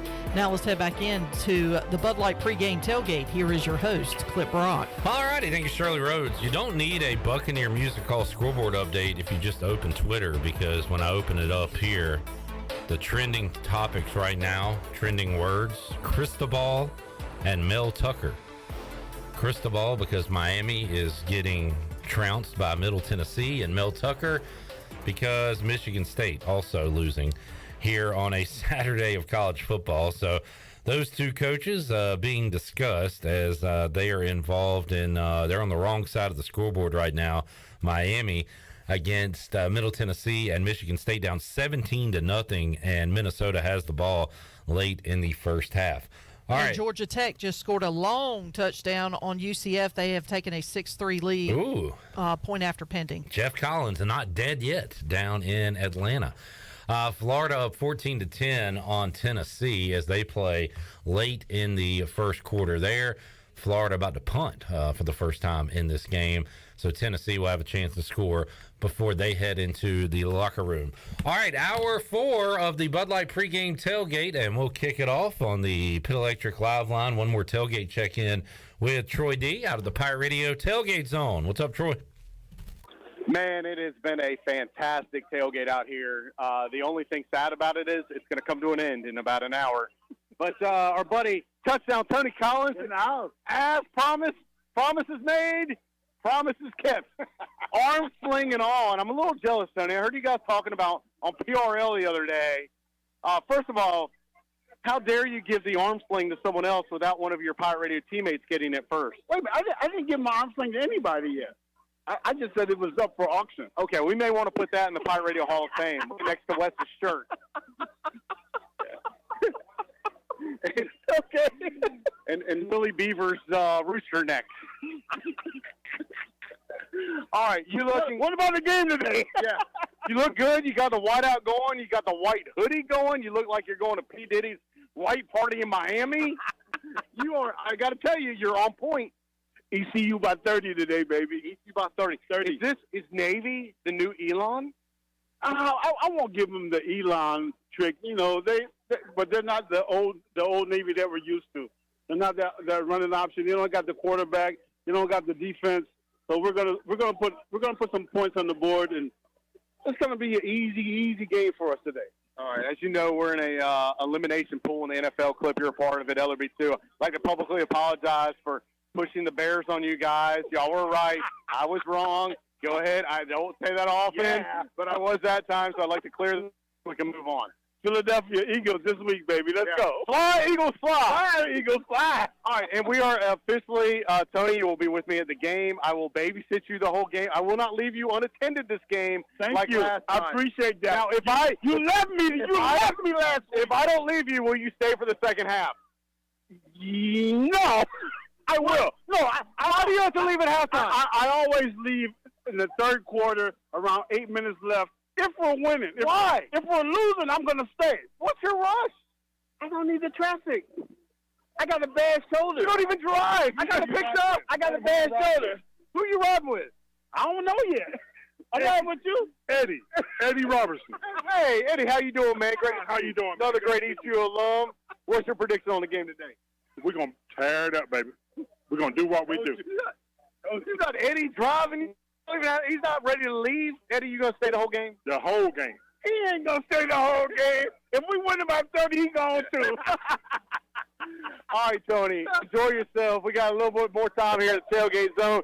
Thanks to our buddies at Jimmy John's. Awesome food today. Thank you, Carolina Eagle. Not only did we have great Pirate beverages, we had great Pirate Jello shots. Yeah, the Jello shots was great, man. You got to do that again. And, purple and gold Jello shots. Eddie, did you get you one? Yes. Yeah. And by one, we mean 5. They were good. Also, Minty's Bottling Group for the kids. Got ice cold Pepsis and Mountain Dews and Aquafinas. So thanks to everybody that's a part of the Pirate Radio Tailgate Zone. Awesome turnout here. I tell you what, this feels like a homecoming day almost. It really does. It's a nice crowd out here today. I'm looking forward to a great victory again. This crowd clip, I'm telling you, this kind of reminds me of the NC State crowd as far as the amount of people out here pregame. Now, I talked by the way, the Chancellor came by, Chancellor Rogers earlier, hung out for about 30 minutes. He said we're going to have well north of 40,000 folks here. So it looks like a great crowd out here at the Tailgate Zone, which is indicative of what's going to happen in the stadium. And the weather, Tony, is absolutely perfect out here. The weather is beautiful. This is football weather. This is the weather a running back loves to have. So I hope my man Mitch gets like 15, 20 touches a day. Your man who? You know who I'm talking about. Who? You know who I'm talking about. Give the ball to who? Mitchell. All right, I'm not 100% sure who he's talking about. All right, anyway, Crave, I'm going to throw it back to you in the studio. Give it to the running back. We got a number of good running backs out there to choose from. Cliff, I'll throw it back to you in the studio. It's been a great scene out here at the Tailgate Zone as we got about an hour to go. All right, Troy D, touchdown, Tony Collins. You didn't need to tell us that you had Jell-O shots out there. We could do some deductive reasoning of our own. Sounds like they're having a good time as under an hour to go before kickoff. Pirates and Navy and Troy, Tony Collins, everybody on the Pirates today. Makes me a little nervous, but you got to have faith in this defense and Blake Harrell, what they've done the previous two meetings against Navy. Again, not like they shut them out, shut them down or anything, but played well enough to win, giving the offense a chance to win.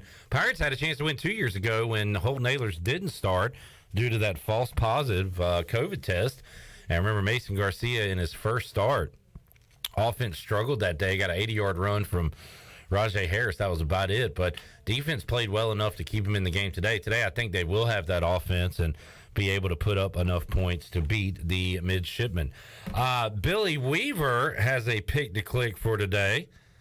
He has already told me. And, Billy, you've got a Pirate. Did he tell you he was going to score 3 touchdowns today? Who was that gentleman that says he's going to have a big game today? C.J. Johnson. I actually look. I'm not going to put him in any kind of. I told him I needed 3 touchdowns. And okay. Yeah, that's right. We got that. He said to me, he said, "Let's relive those high school days." So he was talking about, of course, when I would go out and shoot D.H. Conley high school games, when he and Holton Ahlers would hook up multiple times in the game. And I tell you what, if they could do that today, that would be pretty special. And I think they have the ability to just break that offense wide open. C.J. Johnson, second on the team in receptions with 12, second on the teams in yards with 192. Tied for first for East Carolina with 2 receiving touchdowns. Got him one last week, Weave, and he has looked really. He was quiet in week 2, and part of that was just Jalen Johnson was winning his one-on-one matchup and putting up some big numbers. But week 1, week 3, CJ made his presence felt, and he's had a really good 2022 to start this season. Yeah, and you know what? It's a whole new C.J. Johnson attitude, focus, all of that stuff put together. And you know what? The reason some of these other receivers on the team are getting open and getting one-on-one matchups is because C.J. still gets double-teamed. He draws a lot of attention. So, and that's the thing is when you've got a guy like that on your team, somebody so talented that takes so much of the defensive attention away, it allows other guys on the team to have opportunities and go out there and make big plays, and that's exactly what happened early on. Now you got to feel like it's CJ's time to step up and get back into the spotlight. We saw a little glimpse of that last week. He had a great week last week, so I expect him to have another good game today. Billy Weaver joining us, Pit Electric Live Line, co-host of the U.S. Sailor 5th Quarter Call-In Show. We had a fun one last week, hoping for another one tonight, hopefully after another Pirate win. Let's get our keys to the game, and how about defensively? And I guess it depends on who you ask, because all 11 players on the field are going to have a key or responsibility on every play against Navy. So I guess, Billy, what's the overall key for this defense this afternoon? Stay in your lane, man. You know, it's almost an overused phrase now in, just in general in society. You always hear people stay in your lane, man, stay in your lane, but that's exactly what they have to do. The defensive unit does for East Carolina. It's assignment football.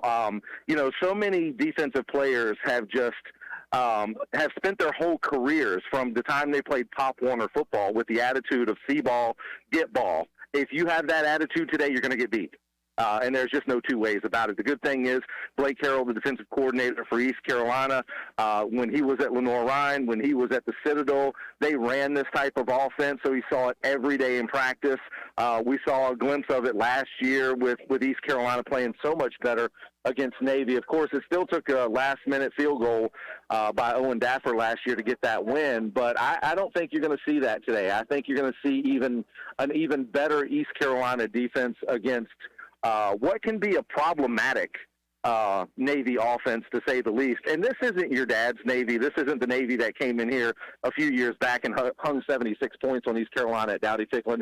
They don't have the talent that they've had over the last few years. They've been down the last couple of years. So I fully expect East Carolina to come in here. And I don't remember exactly what the spread was. I think it's 17 last I saw. Is that right? Yeah. Yeah, I think East Carolina covers the spread. I'm not a betting man, but if I had to bet today, I think I'd take the Pirates. And they're going to have enough offense to do it, Weave, and East Carolina's got it going now, running and throwing the football. How about the key offensively today? You think a big day for Holton Ahlers to C.J. Johnson. What else are you looking for on the offensive side? Well, I think the biggest key for the offense is to stay on the field. Now, of course, we'll take an 80-yard Keaton Mitchell run any time of the day that takes off 30 seconds off the clock. But, my point is you want to keep your defense on the sidelines as long as you can, because Navy runs a very methodical offense. They like long drives. That can wear on defenses. If East Carolina's defense is on the field for a prolonged period of time, there could be problems. So East Carolina's offense just has to keep moving. They either have to sustain long drives or score quick and get ahead early on the scoreboard to where that defense can kind of pin their ears back and go after Navy. So that's the biggest key, is for East Carolina's offense needs to keep their defense off the field. Billy cleaned up some things in the special teams department last week. Good protection on the extra points and the field goals, and no real breakdown. So got it cleaned up for 1 week. We want to keep seeing that improving. Last year against Navy, the Pirates gave up a kick return for a touchdown. So special teams always important, especially against Navy. How about today? What do you think about the matchup there? Well, yeah, that's what you can't do if you're East Carolina, is give up anything any big plays in the special teams. Like I said, this is a team that's, Navy's an underdog here, and anytime you talk about underdog situations, that's where, you can have problems, is in the kicking game. And if there's, explosion plays in the kicking game. So I think East Carolina's, they've been playing much better in special teams. And, of course, everybody's when you talk about special teams in East Carolina this year, the first thing that comes to mind is Owen Daffer. He was so much better last week, very solid. I'm going to say that if it comes down to an Owen Daffer kick, it's going to be problematic anyway. This is a game that East Carolina has to go out once again, against Campbell, and make a statement. So hopefully we're not in a situation where there's a game-winning field goal at the end of this one. Daffer hit a bomb against Navy last year. Weave says let's not need them at the end. Let's go ahead and put enough points on the board and knock off Navy. Weave, we'll see you after the game. U.S. Sailor fifth quarter call-in show. So enjoy it out there. Hopefully a beautiful whiteout scene, and we'll talk to you afterwards. Yeah, I hope so, too. I see a lot of white out here. I've got my white on, and I know Troy D and the guys, they've all got their white on. It'll be interesting to see how it looks in the stadium. And one other quick thing, I'm hoping that we have as many fans in the stands as we did against Campbell last week. Can't really tell right now, but if so, it's going to be a great atmosphere, because it's a great night for football. No doubt. See you later tonight, Weave. Hi, man. There he is, Billy Weaver, joining us, Pit Electric Live Line, your keys to the game. All right, touchdown, Tennessee, with 7 seconds left to go in the first half. So that is a big score to take the lead as they head into the locker room against Florida. We'll have some other scores for you when we return, hour number 4 of the Bud Light Pregame Tailgate. And when we return, we will have some interviews. Donnie Kirkpatrick, Blake Harrell, Justin Redd, just to name a few. We'll have those for you when we get back on Pirate Radio here on the Bud Light Pregame Tailgate. We roll on after this.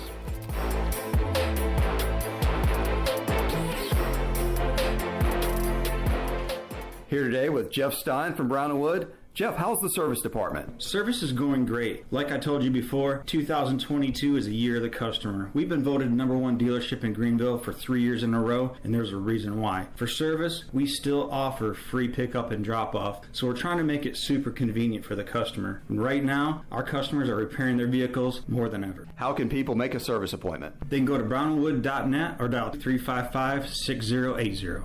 So how does short points work? Well, at Jersey Mike's, 6 regular number 13s plus 3 giant number 7s equals a free regular number 13. So Pepsi and Lay's now earn more points towards free subs. That adds up. Exactly. Download the Jersey Mike's app and earn rewards towards free subs with every sub, Pepsi, and Lay's you purchase. So how does short points work? Well, at Jersey Mike's, 6 regular number 13s plus 3 giant number 7s equals a free regular number 13. So Pepsi and Lay's now earn more points towards free subs. That adds up. Exactly. Download the Jersey Mike's app and earn rewards towards free subs with every sub, Pepsi, and Lay's you purchase. Will the you of tomorrow be happy with the you of today? It all depends on the decisions the you of today makes. For instance, the you of today has an excellent career opportunity with Delcor Heating, Cooling, and Plumbing. The pay is great, very competitive with other HVAC companies. Plus, you could get a $1,500 sign-on bonus. The you of tomorrow will enjoy some time away because Delcor also offers paid vacation. Most HVAC companies don't. And since the you of today has some experience, Delcor might just hire you on the spot. Delcor is hiring 12 experienced HVAC and plumbing professionals immediately. You must have a valid driver's license, ability and desire to work, and legally eligible to work in the U.S. Delcor offers a sign-on bonus up to $1,500, plus one of the best benefits packages in the industry, including health insurance, paid vacation, and retirement options. Learn more at DelcorInc.com. That's DelCorinc.com. The you of tomorrow will thank the you of today for getting a job at Delcor. Delcor is an equal opportunity employer. You've worked hard to make your business successful, and that's why it's really important to always have a bank that's in your corner when you need them. This is Chris Richards from First Bank, and our experienced team of local bankers includes Lee Watson, Ashley Capps, Bonner Latham, Josh Hooten, and Heath Nisbet. To get the business services that are right for your business, come and see one of our experienced team members at First Bank on Arlington Boulevard in Greenville. First Bank, together with our customers, we're creating a world where individuals and communities thrive. Member FDIC. UBE and PirateWear.com is excited to offer Pirate Nation the largest selection of new ECU merchandise and tailgate supplies ever. UBE has the best prices in town, so that makes UBE your one-stop shop for all things ECU. UBE does daily restocks of Champion, Adidas, and Under Armour. Don't forget to bring your young Pirates in to plunder the Crow's Nest, which is the only kids store dedicated to ECU. Plenty of free parking uptown in Greenville. Visit them at PirateWear.com. Go Pirates! With over 30 locations across North Carolina and southeastern Virginia, Quality Equipment is your local John Deere dealer, where you'll find everything you need for your next project. Our complete lineup of John Deere lawn and garden, agricultural, and commercial worksite equipment comes with years of experience, expertise, and dedication. We know what it takes to get it done right. Stop by today or visit us online at QualityEquip.com. The best burgers around. Everyone loves a thick, juicy, and fresh burger. Tiebreakers in Greenville, plus the all-new Tiebreakers in Winterville, do real burgers better than anybody. So don't just go to any burger-themed restaurant chain. It's time to break the chain and eat local. Tiebreakers, real burgers at its best. Everybody loves burgers. This is Miles Berry, and you're listening to Pirate Radio, the voice of the Pirate Nation.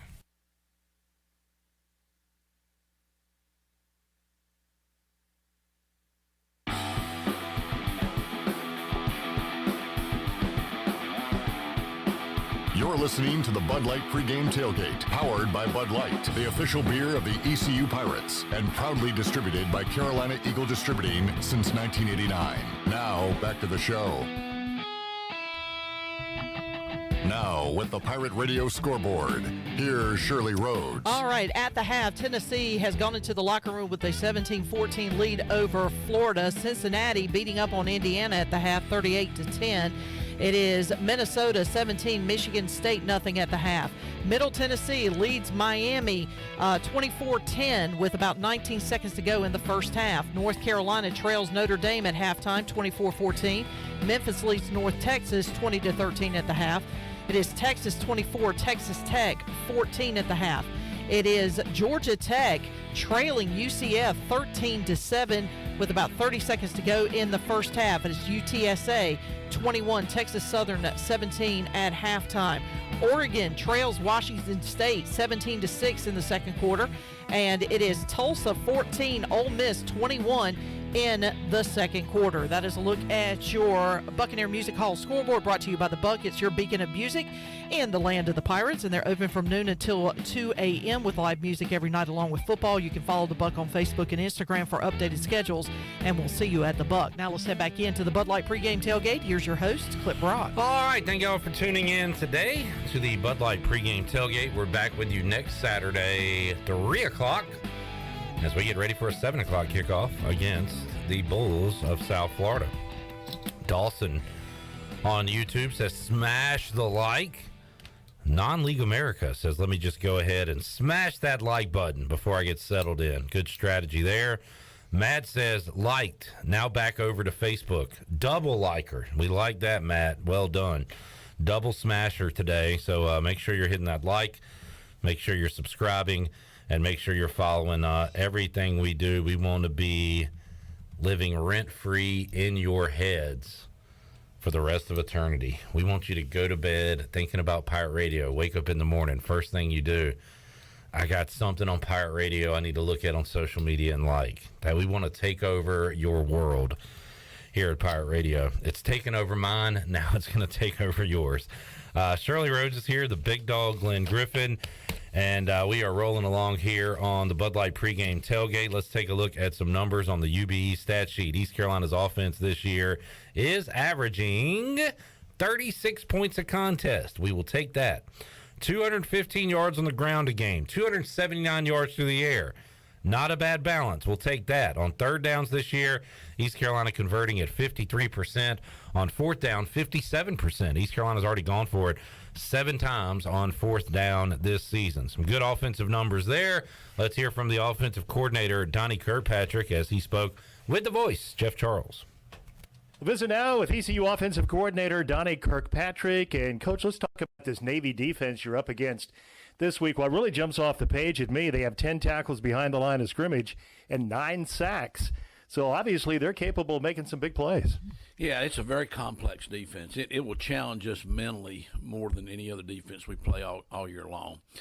That's compounded by they have 8 starters back, and they play really, really hard. And they've got some really good players. So it's a cause havoc type defense, very similar, though, to our defense, which Coach Harrell runs here, all drawn from somewhat the same playbook. They've just got different pages that they might use, but a lot of twist, a lot of movement up front, a lot of blitzing. Coach, let's go back to last week. Holton Ahlers, 17 of 20, 85%. Is that one of the best games Holton's ever played here? I don't know if you could play much better than he did. The one incomplete pass was the pass right before the half when we had about 8 seconds to go, so we just decided to take a shot and be aggressive. And actually, we felt like the receiver got held, or he probably would have hit that one for a huge play right there. So he managed the game. He took what they gave us. He got the ball in the hands of the playmakers.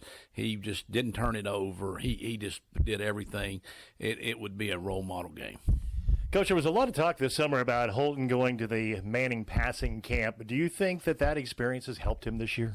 I think that anytime you're around other people that have succeeded and have great goals and have great work ethic, you're better than yourself. I mean, you always say, the books you read, the things you watch, the people you talk to are what improve you. So we encourage all our players to try to get all those life experiences. So you're talking about 2 of the elite, and then the father maybe the best of them all, too. So I don't know that it was any more than being around them and just seeing what success looks like, what the commitment makes, because it was not a vacation camp. It was a get up early. It was a work all day. It was a talk ball all day. And then the other thing I think that was really beneficial to Holton was he was around the other best quarterbacks in the country. And anytime you kind of hang out, they say the friends you keep and the people you hang around, that's who you become. So just all those things were super positive. Donnie, this week, Coach Houston made a couple of comments. I wanted to get your thoughts on this. He said the blocking on the perimeter with this offense this year is much improved. What's the reason for that, do you think? I just think our players. I think that Jalen Johnson's a good darn blocker. You know what I'm saying? Isaiah Winstead's a darn good blocker. CJ's always been able to do that. Now, they're big, they're strong, so, okay, like that. You add Ryan Jones and Shane Calhoun into that. So we've got good size out there. The coaches have challenged them hard. Raekwon Boyette and Trell Scott. And, of course, Coach Houston's always right there, too. So they've been challenged. It was something we didn't think we were very good at. We had some things that we analyzed ourselves on. Third down last year, some red zone scoring with touchdowns, perimeter blocking has been a point of emphasis. It's paid off so far. And another thing Mike said earlier this week, too, Coach, he said the screen game is a lot better this year, too. What are some of the reasons for that? I think just because people are playing the run so darn hard. The screens for us come off of the run game. And so when you've got two running backs that have success like ours do, they can take it to the house at any moment. You have to commit to the run. To commit to the run, then you usually leave something else open, and that's what usually leaves these screens open out on the perimeter. Might have a third guy who can take it to the house, too, when he gets in there. Marlon Gunn has really been impressive, hasn't he? We really have been super impressed with him. We talked this week about, we may be becoming a three-headed monster right there. He's earning some playing time. That's really good because it's a long season. Now last week was nice. Both backs were able to get 13 carries and be super successful. You're not always able to get that much production and that few carries, but it's really nice to know we got a third guy coming on. Are you seeing improvement week to week in the offensive line? I think the line has been very steady. Again, I wish we had a little more depth on the inside, but the guys have done good. They've played a lot of reps. We were able to get some other guys in there this past week. That'll only make us better.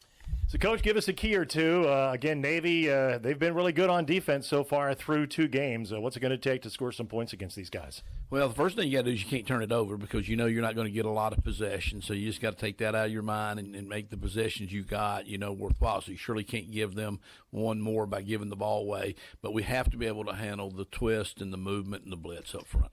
That's ECU offensive coordinator Donnie Kirkpatrick. All right, great chat there. Voice, Donnie K, as they look at this Navy defense. By the way, quick PSA for people listening to us in the tailgate lots. Justin Baer told us on Thursday that there will be parachuters coming into the stadium at 5:42. So it's 5:28. You might want to go ahead and get inside the stadium if you can, if you want to be able to see that. Or in about 14 minutes, just look up, and they'll be coming up right there on top of you. All right, let's get another chat in, Shirley, with defensive coordinator Blake Harrell, and I'll run down some of those numbers ran down a moment ago from the defensive side on the UB stat sheet. Pirates allowing 17 points per game in 2022. That is a stellar number. Pirates giving up 83 rushing yards a game. That number is going to go up today. It always does when you play Navy. But the 262 they're giving up passing a game is going to go way down. So those numbers are going to be a bit skewed after this Navy game. East Carolina's third down defense, just as good as they were a year ago. 27% teams are converting. That's 10 of 37. Pirates have been awesome on third down this year. Teams are 2 out of 5 on fourth down against East Carolina this season. East Carolina has 6 sacks on the year. They have allowed 5 sacks this season. And in the red zone, Pirates have been good at keeping teams out. Teams just 4 of 8. Only 8 trips to the red zone for opponents. East Carolina's been in there 14 times. 4 of 8 are teams scoring in the red zone, just 3 of 8 scoring touchdowns. So East Carolina doing a good job keeping teams out of the end zone if they do drive it down the field. Let's hear from defensive coordinator Blake Harrell. He and the staff have their work cut out for him this week with that triple option. He talked to Jeff Charles. Visit now with ECU defensive coordinator Blake Harrell. And, Coach, I know we talk about this every time the Pirates play Navy, but refresh our audience, if you will. Give us 2 or 3 keys as to how you slow down this triple option offense. Yeah, they're very talented, very good football team, and I think any triple option football team goes through the quarterback and the fullback, and those are the 2 guys that are the 2 main keys to their success. I think for us and for them, it all starts up front, the point of contact, and who can win the point of contact, knock each other back. But after that, you got to stop their fullback, got to stop the quarterback. And they did hurt us last year on the perimeter, so we got to do a good job. Once the ball is pitched, get out there and do a good job tackling and forcing it back in and taking things on out there. Let's talk about the quarterback. When they were sort of in their heyday, they had 5'9", 175-pound quarterbacks who were really quick. Ty Lavatai is a bigger kid at 6'2", 220. So what does he bring to the table, Coach? Oh, a lot of things. Experience, number one. I mean, our game last year, he gets under center, and he checks them in the right play every time, and he doesn't get them into a bad play. So he does a great job as an operator, just kind of put them in the right play, making the right checks, doesn't let the defense check and change the play. And then after that, he's a bigger body, so he's hard to tackle. You got to do a great job tackling him if he turns it up. And he's going to put the ball in the right people's hands. I mean, in some ways you can compare him to Holton Ahlers as far as just putting in the right receiver's hands, right running back's hands, and makes a good decision. And then once he decides to run, he's a big body. Coach, they have some speed, too. They've got some guys they alternate in and out of there who are really good runners, don't they? They certainly do. I mean, in the past, you were always thinking bigger guys that could block on the edge. Now you're seeing that, their slots are A-backs, as I call them, that can get up and down the field. Haywood, 24, is a guy that was the kickoff return guy last year, and North Carolina kid that's got some really good speed. I think the kid from Hawaii, 23, Vincent Terrell, is really good and it has some speed. And Daniel Jones out there has some speed too. So they got three backs that can go in their fullbacks. They're smaller kids this year. Last couple of years they've been 230, 240ish, that range, and this year they're 210 and 200. But they can make some really good cuts, make you miss in there, and take it to the house. We always talk about how well they run the football, but, Coach, they do throw it, not that often. They're averaging 12 throws per game. But when they do throw it, who are their targets, and what do you have to be aware of? Yeah, they may throw it just very, very here and now, but they're averaging 30 yards per catch, so that's pretty scary. You got to do a good job with it. They've hit the fullback up the pipe one time against Memphis for a score, a big touchdown there. The top receiver is Mark Walker, coming back, number 80. He does a really good job out there, a bigger body. 87, Umbarger on the other side. He's got some good speed. He's also the reverse guy, so they got some bigger targets out wide, as well as they use those slot backs in the passing game as well. Coach, I think our listeners would find this very interesting. It wasn't until this past Sunday that you guys started to prepare for Navy. So tell us a little bit about that and when the preparation really started for this game. Yeah, so all our attention this week has been devoted, obviously, to Navy. But you can go back and in preseason camp, we spend some time every day in practice on Navy. And that's just kind of familiarizing ourselves with the offense because it is so different than the other 11 teams you play. So we got to kind of get in that mode, and we've been practicing every Sunday night during the season. And then this week is full board steam ahead, Navy. So, and our guys done a great job. They've all got experience playing against it. Chance Bates, who's a transfer, faced it every day in practice for 4 years. So he's really excited about it. But, and I think we feel really comfortable with it compared to a year ago. Glad you mentioned Chance. He got his first pick as a Pirate last week. That was good to see. It was, and he was really excited, and all the guys were excited for him. So that's, and I think I've mentioned this before, all our transfers that come in here, they're not about me, they're not about I, they're about wanting to be Pirates and wanting to be good for our program, for our community, and for our university. So, he's just one of those guys that's doing his job and adding to it, and just really excited for him. That's ECU defensive coordinator Blake Harrell. All right, Jeff Charles one-on-one with the Pirate DC. Blake Harrell mentioned in the press conference this week he's 1-1 against Navy here at ECU, ready to be on the winning side at 2-1 after tonight's contest. White jerseys looking good from the photos I've seen and videos so far is white out at Dowdy-Ficklin Stadium coming up tonight. We will take a break, come back, see if we can hook up with Brian North live out at Dowdy-Ficklin Stadium and get a stadium check-in with North. That and more on the way here on the Bud Light Pregame Tailgate. We roll on, Hour 4. Back with you after this.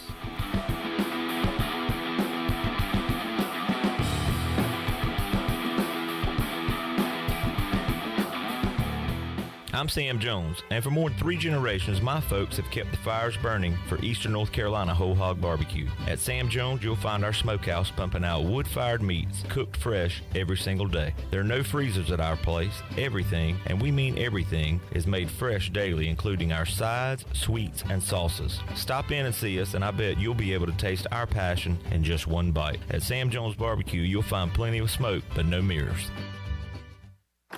Welcome to US Cellular, where new and current customers choose any phone they want for free. Free? Even the one with 5G and lots of storage? Free. And the one with the latest everything? Free.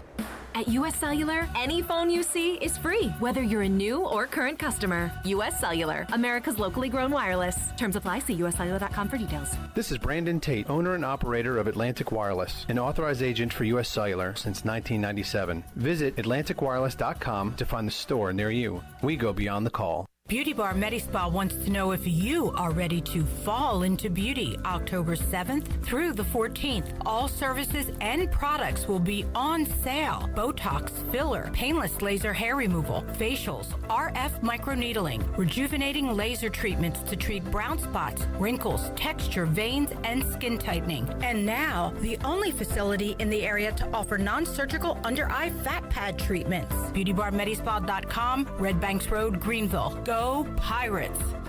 Hey Pirate Nation, Lindsey Gray here with Carolina Caliber. In 1960, my granddaddy started his firearm business right here in Eastern NC. Still family owned and operated, we have the area's largest selection for outdoor shooting sports and accessories and are one of the nation's top firearm dealers. At Carolina Caliber, we have everything you need from hunting, home defense, and personal protection, including a wide variety for ladies and youth. We buy, sell, and trade. It's a time-honored tradition. Visit us at Carolina Caliber on Fire Tower Road in Winterville. Greenville Utilities electric customers will soon be able to receive text notifications in the event of power outages. Enrollment is automatic, so make sure GUC has your cell phone number by signing into your account at GUC.com, then update the information in your user profile. Want to talk with someone instead? Call 252-752-7166 during business hours. 252-752-7166. Update us so we can update you. Visit GUC.com for more information.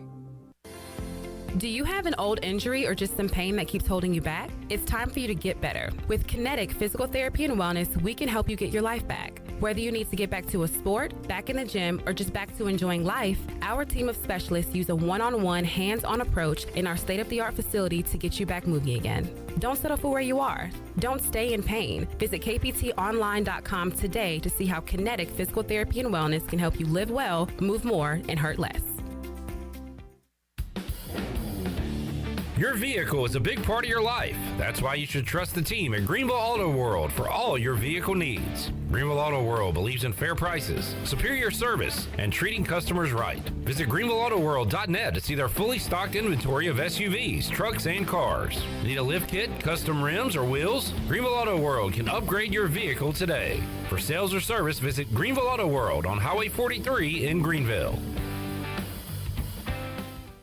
The Buccaneer Music Hall is your beacon of music in the land of pirates. The doors open at noon, 7 days a week. And the Buck has live music every night along with football. Monday is open mic night the first Monday of each month. Tuesday, it's karaoke with DJ Captain Morgan. Wednesday, it's acoustic night. Thursday, it's the dance party with DJ Kid Scene and live music every Friday and Saturday night with the best bands on the East Coast. Follow the Buck on Instagram for information and schedule of events. This season, party like a pirate at the Buck. This is Coach Blake Harrell, defense coordinator for East Carolina football, and you're listening to Pirate Radio, the voice of the Pirate Nation.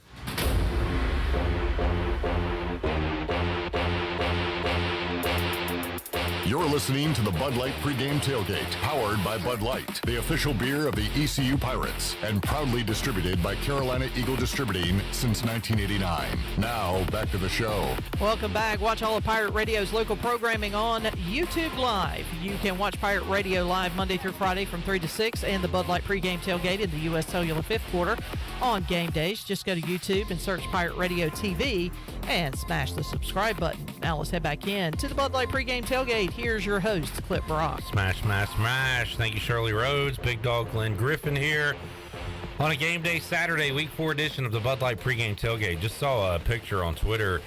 I was unaware that Cam Newton had a brother. His brother, Kalen Newton, is an assistant coach at William and Mary. And somebody took a picture of Cam in the stands. Well, actually, it's from the television broadcast. And Cam is Cam. So he's wearing like what appears to be a jean jacket. There's something around his neck. He's got glasses on and this giant hat. And it looks like a celebrity who is trying to go in disguise. But for Cam Newton, it's his normal outfit. It's all gotten very Michael Jackson in the later years. So now, I'm thinking if you're Cam Newton going in disguise, I guess he doesn't care. But if he wanted to, he would have to wear like a polo and jeans, right? Like what we'd consider normal attire. Right, you got to go ultra normal. And his disguise attire just looks like a regular Cam Newton outfit. Anyway, I found that strange. But, yeah, Cam chilling, watching the game in the stands with the Tribe fans.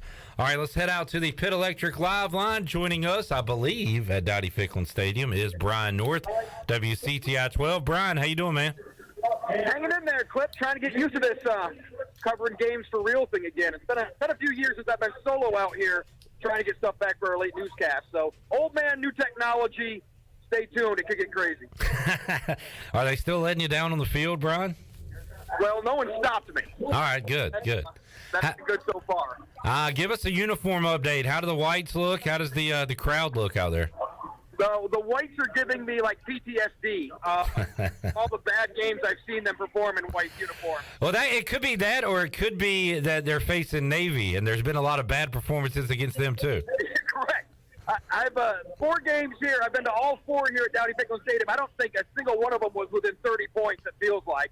My best memory of a Navy game here was Brian Blick, the former J-Tros quarterback who was part of the Naval team, proposing to his girlfriend on the big screen after the game.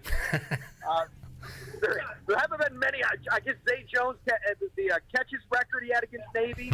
But outside of that, it's been far and few between. And so, yeah, there's a lot of weird PTSD moments here with seeing the Naval Academy here. But the crowd looks good. The crowd, there's not a big crowd so far, but those who are here are mostly wearing white, so they did get the memo. But walking through to get to the stadium, it just felt like tailgater fatigue, you know? 4th straight week being out here, it just wasn't quite the buzz or enthusiasm. It's like, you know, the true Pirate tailgaters are still out there, but they look like they just played their 4th straight game of overtime. So it's going to be interesting to see how the crowd is into this game. 4th straight Saturday in September here, home game at Dowdy-Ficklen Stadium. So, Brian, you talked about all the bad results here in Greenville when the Pirates have faced the Middies.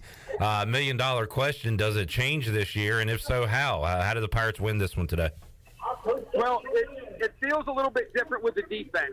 We started seeing it last year, and these are the dogs Mike Houston has wanted to perform for him. And I think we're seeing that a lot more this year. And so, as far as the defense goes, I have a lot more faith in this year's defense than any other time they played Navy. I still don't think they're shutting them out by any means. So your offense has got to score points, and I think this offense is built for a game like this. The problem is you can't make mistakes because there's going to be less offensive possessions when Navy tries to dominate time of possession. So you're going to have to score. So I think they're going to have to 30 points, I think, wins this game. Brian North joining us, WCTI 12, host of The Blitz on Friday nights, big football weekend. Brian, seen some fun action today. Were you able to watch any of Wake Forest Clemson? We talked about that one a lot yesterday on Pirate Radio Live. Went to double overtime with Clemson coming out with the win. Between naps, yeah, I saw quite a bit of it. I saw Wake get behind big, and then I saw them come back and take the lead, and then I saw Clemson come back, and so, yeah, that one lived up to the hype. I wasn't sure Wake, when they got down, were going to come back, but their offense showed me something against that Clemson defense, which has given them fits in the past.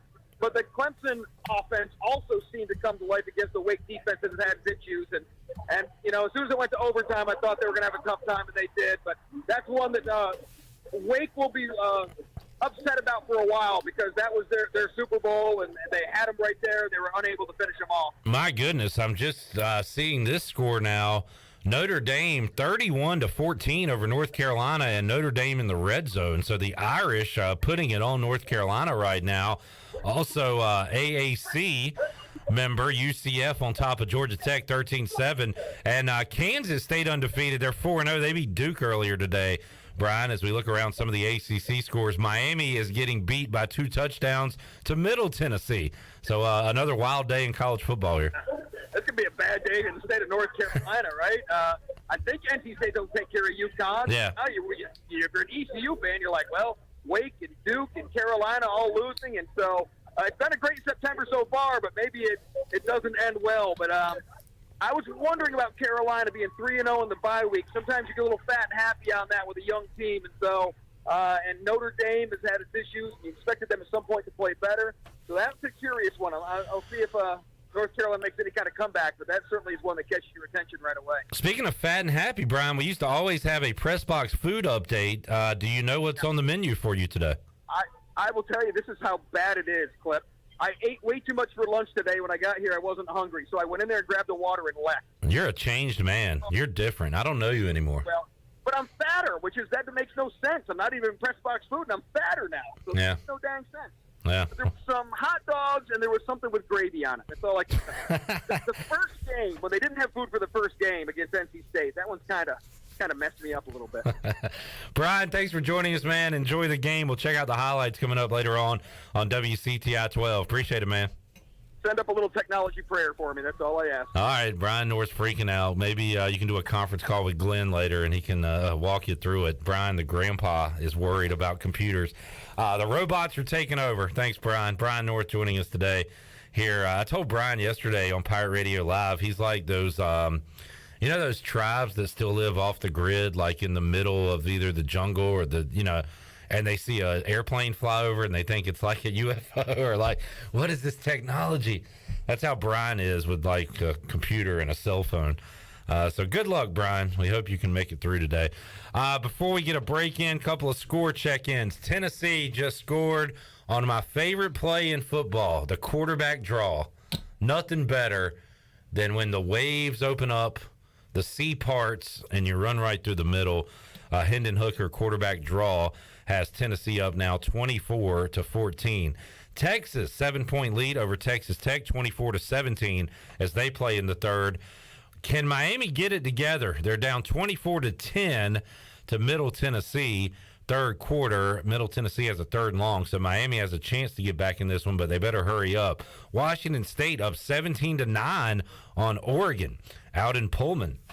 So Washington State 3-0 right now, beating the 15th ranked Oregon Ducks. Ole Miss all over Tulsa 35-17. That's what's going on right now in top 25 action. Looking at some other scores, North Carolina trailing 31-14, and it's about to get worse. Notre Dame has it first and goal at the 2-yard line. Middle Tennessee, as I mentioned, up 24-10 on Miami. UCF has a 13-7 lead at halftime over Georgia Tech. All those scores on the Buccaneer Music Hall scoreboard presented by Da Buck. We will take a timeout. When we return, some final thoughts and some fantasy picks coming up. Bruce Willis on YouTube says hi. Hey, Bruce. I like your movies, I guess. Sixth Sense. Die Hard. What was the other one? Name another Bruce Willis movie, Glenn. Die Harder. Die Harder. Die Hard with a Vengeance. Die Hard 8. He was in some comedy. It was like the... He was a good rom-com. Yeah. Like underrated, I think. What was the one where he was like a hitman or something? Last Boy Scout? Nah, it was a comedy, and he was a hitman. Who can tell me on YouTube or Facebook? Are you talking about the Tarantino movie? No! Oh, yeah, he was in, he's Mr. Glass, he's not Mr. Glass, he's Unbreakable, he was in that. Yes. Mr. Glass was Samuel L. What movie am I thinking of? Oh, he's in Pulp Fiction. That's Tarantino. That's what I was thinking of, yeah. What movie am I thinking of? The Whole 9 Yards. The Whole 9 Yards. I was thinking The Longest Yard. I knew it wasn't that. The Whole 9 Yards, 2000 American crime comedy film. So that was I remember that being a good movie. Hit the music again, Shirley. We're back with you after this.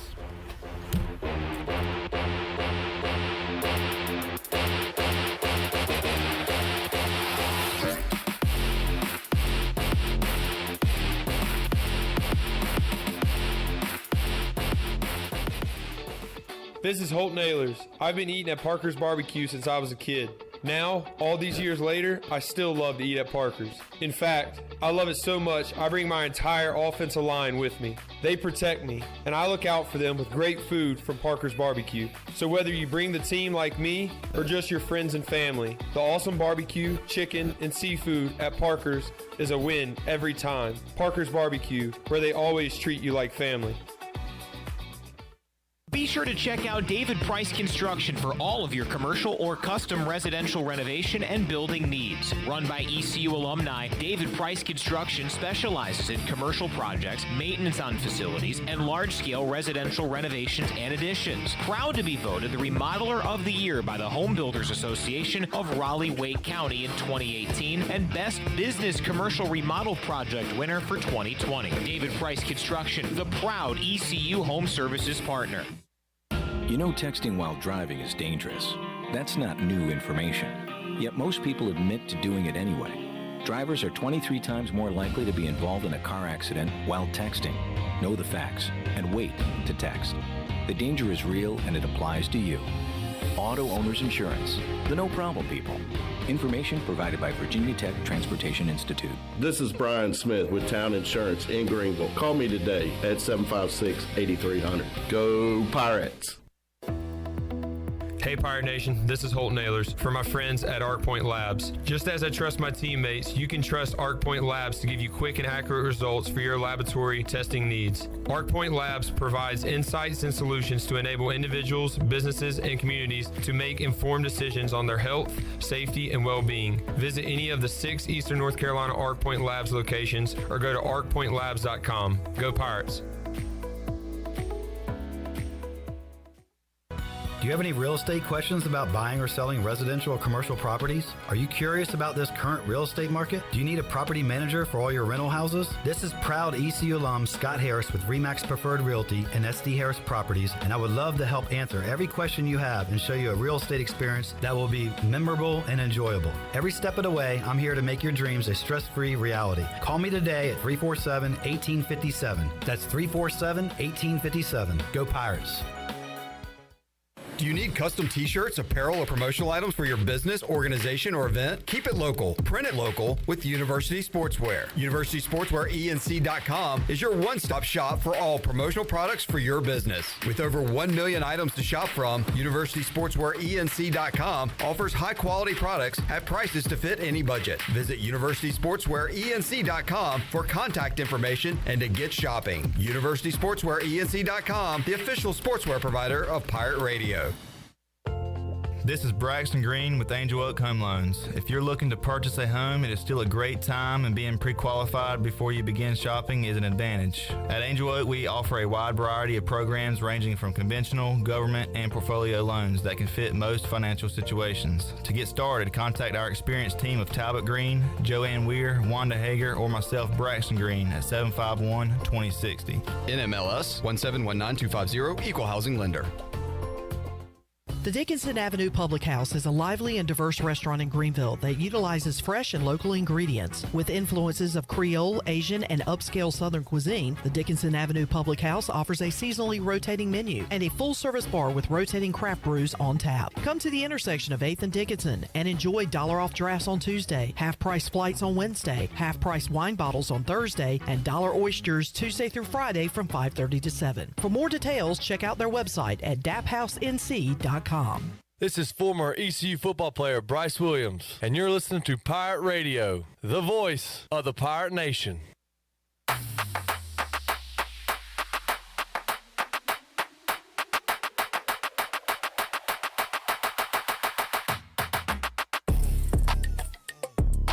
You're listening to the Bud Light Pregame Tailgate, powered by Bud Light, the official beer of the ECU Pirates, and proudly distributed by Carolina Eagle Distributing since 1989. Now, back to the show. Now, with the Pirate Radio scoreboard, here's Shirley Rhodes. All right, let's take one last look at your scoreboard. Tennessee is up on Florida in the third quarter, 24-14. Cincinnati cruising over Indiana in the third. They lead at 38-17. It is Minnesota 23, Michigan State nothing in the third quarter. Middle Tennessee holding on to that 24-10 lead over Miami in the third quarter. Notre Dame is jumping out to a 31-14 lead over North Carolina midway through the third quarter. It is Memphis 27, North Texas 13 in the third. Texas leads Texas Tech 31-17. It is Georgia Tech still trailing UCF 13-7. Washington State has gone into the locker room at halftime 17-9 over Oregon. And Ole Miss leads Tulsa 35-17 at the half. And this game underway, Arizona and California tied at 7 apiece. That is a look at your Buccaneer Music Hall scoreboard, brought to you by The Buck. It is your beacon of music in the land of the Pirates in eastern North Carolina. They are open from noon until 2 a.m. with live music every night along with football. Follow The Buck on Facebook and Instagram for an updated schedule, and we'll see you at The Buck.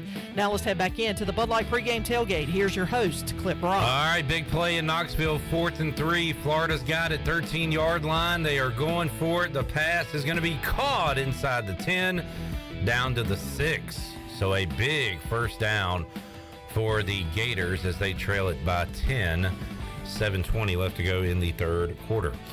All right, thank you for that, Shirley Rhodes. Let's look at the action going on later tonight that we'll be keeping an eye on the Buccaneer Music Hall scoreboard when we join you on the fifth quarter.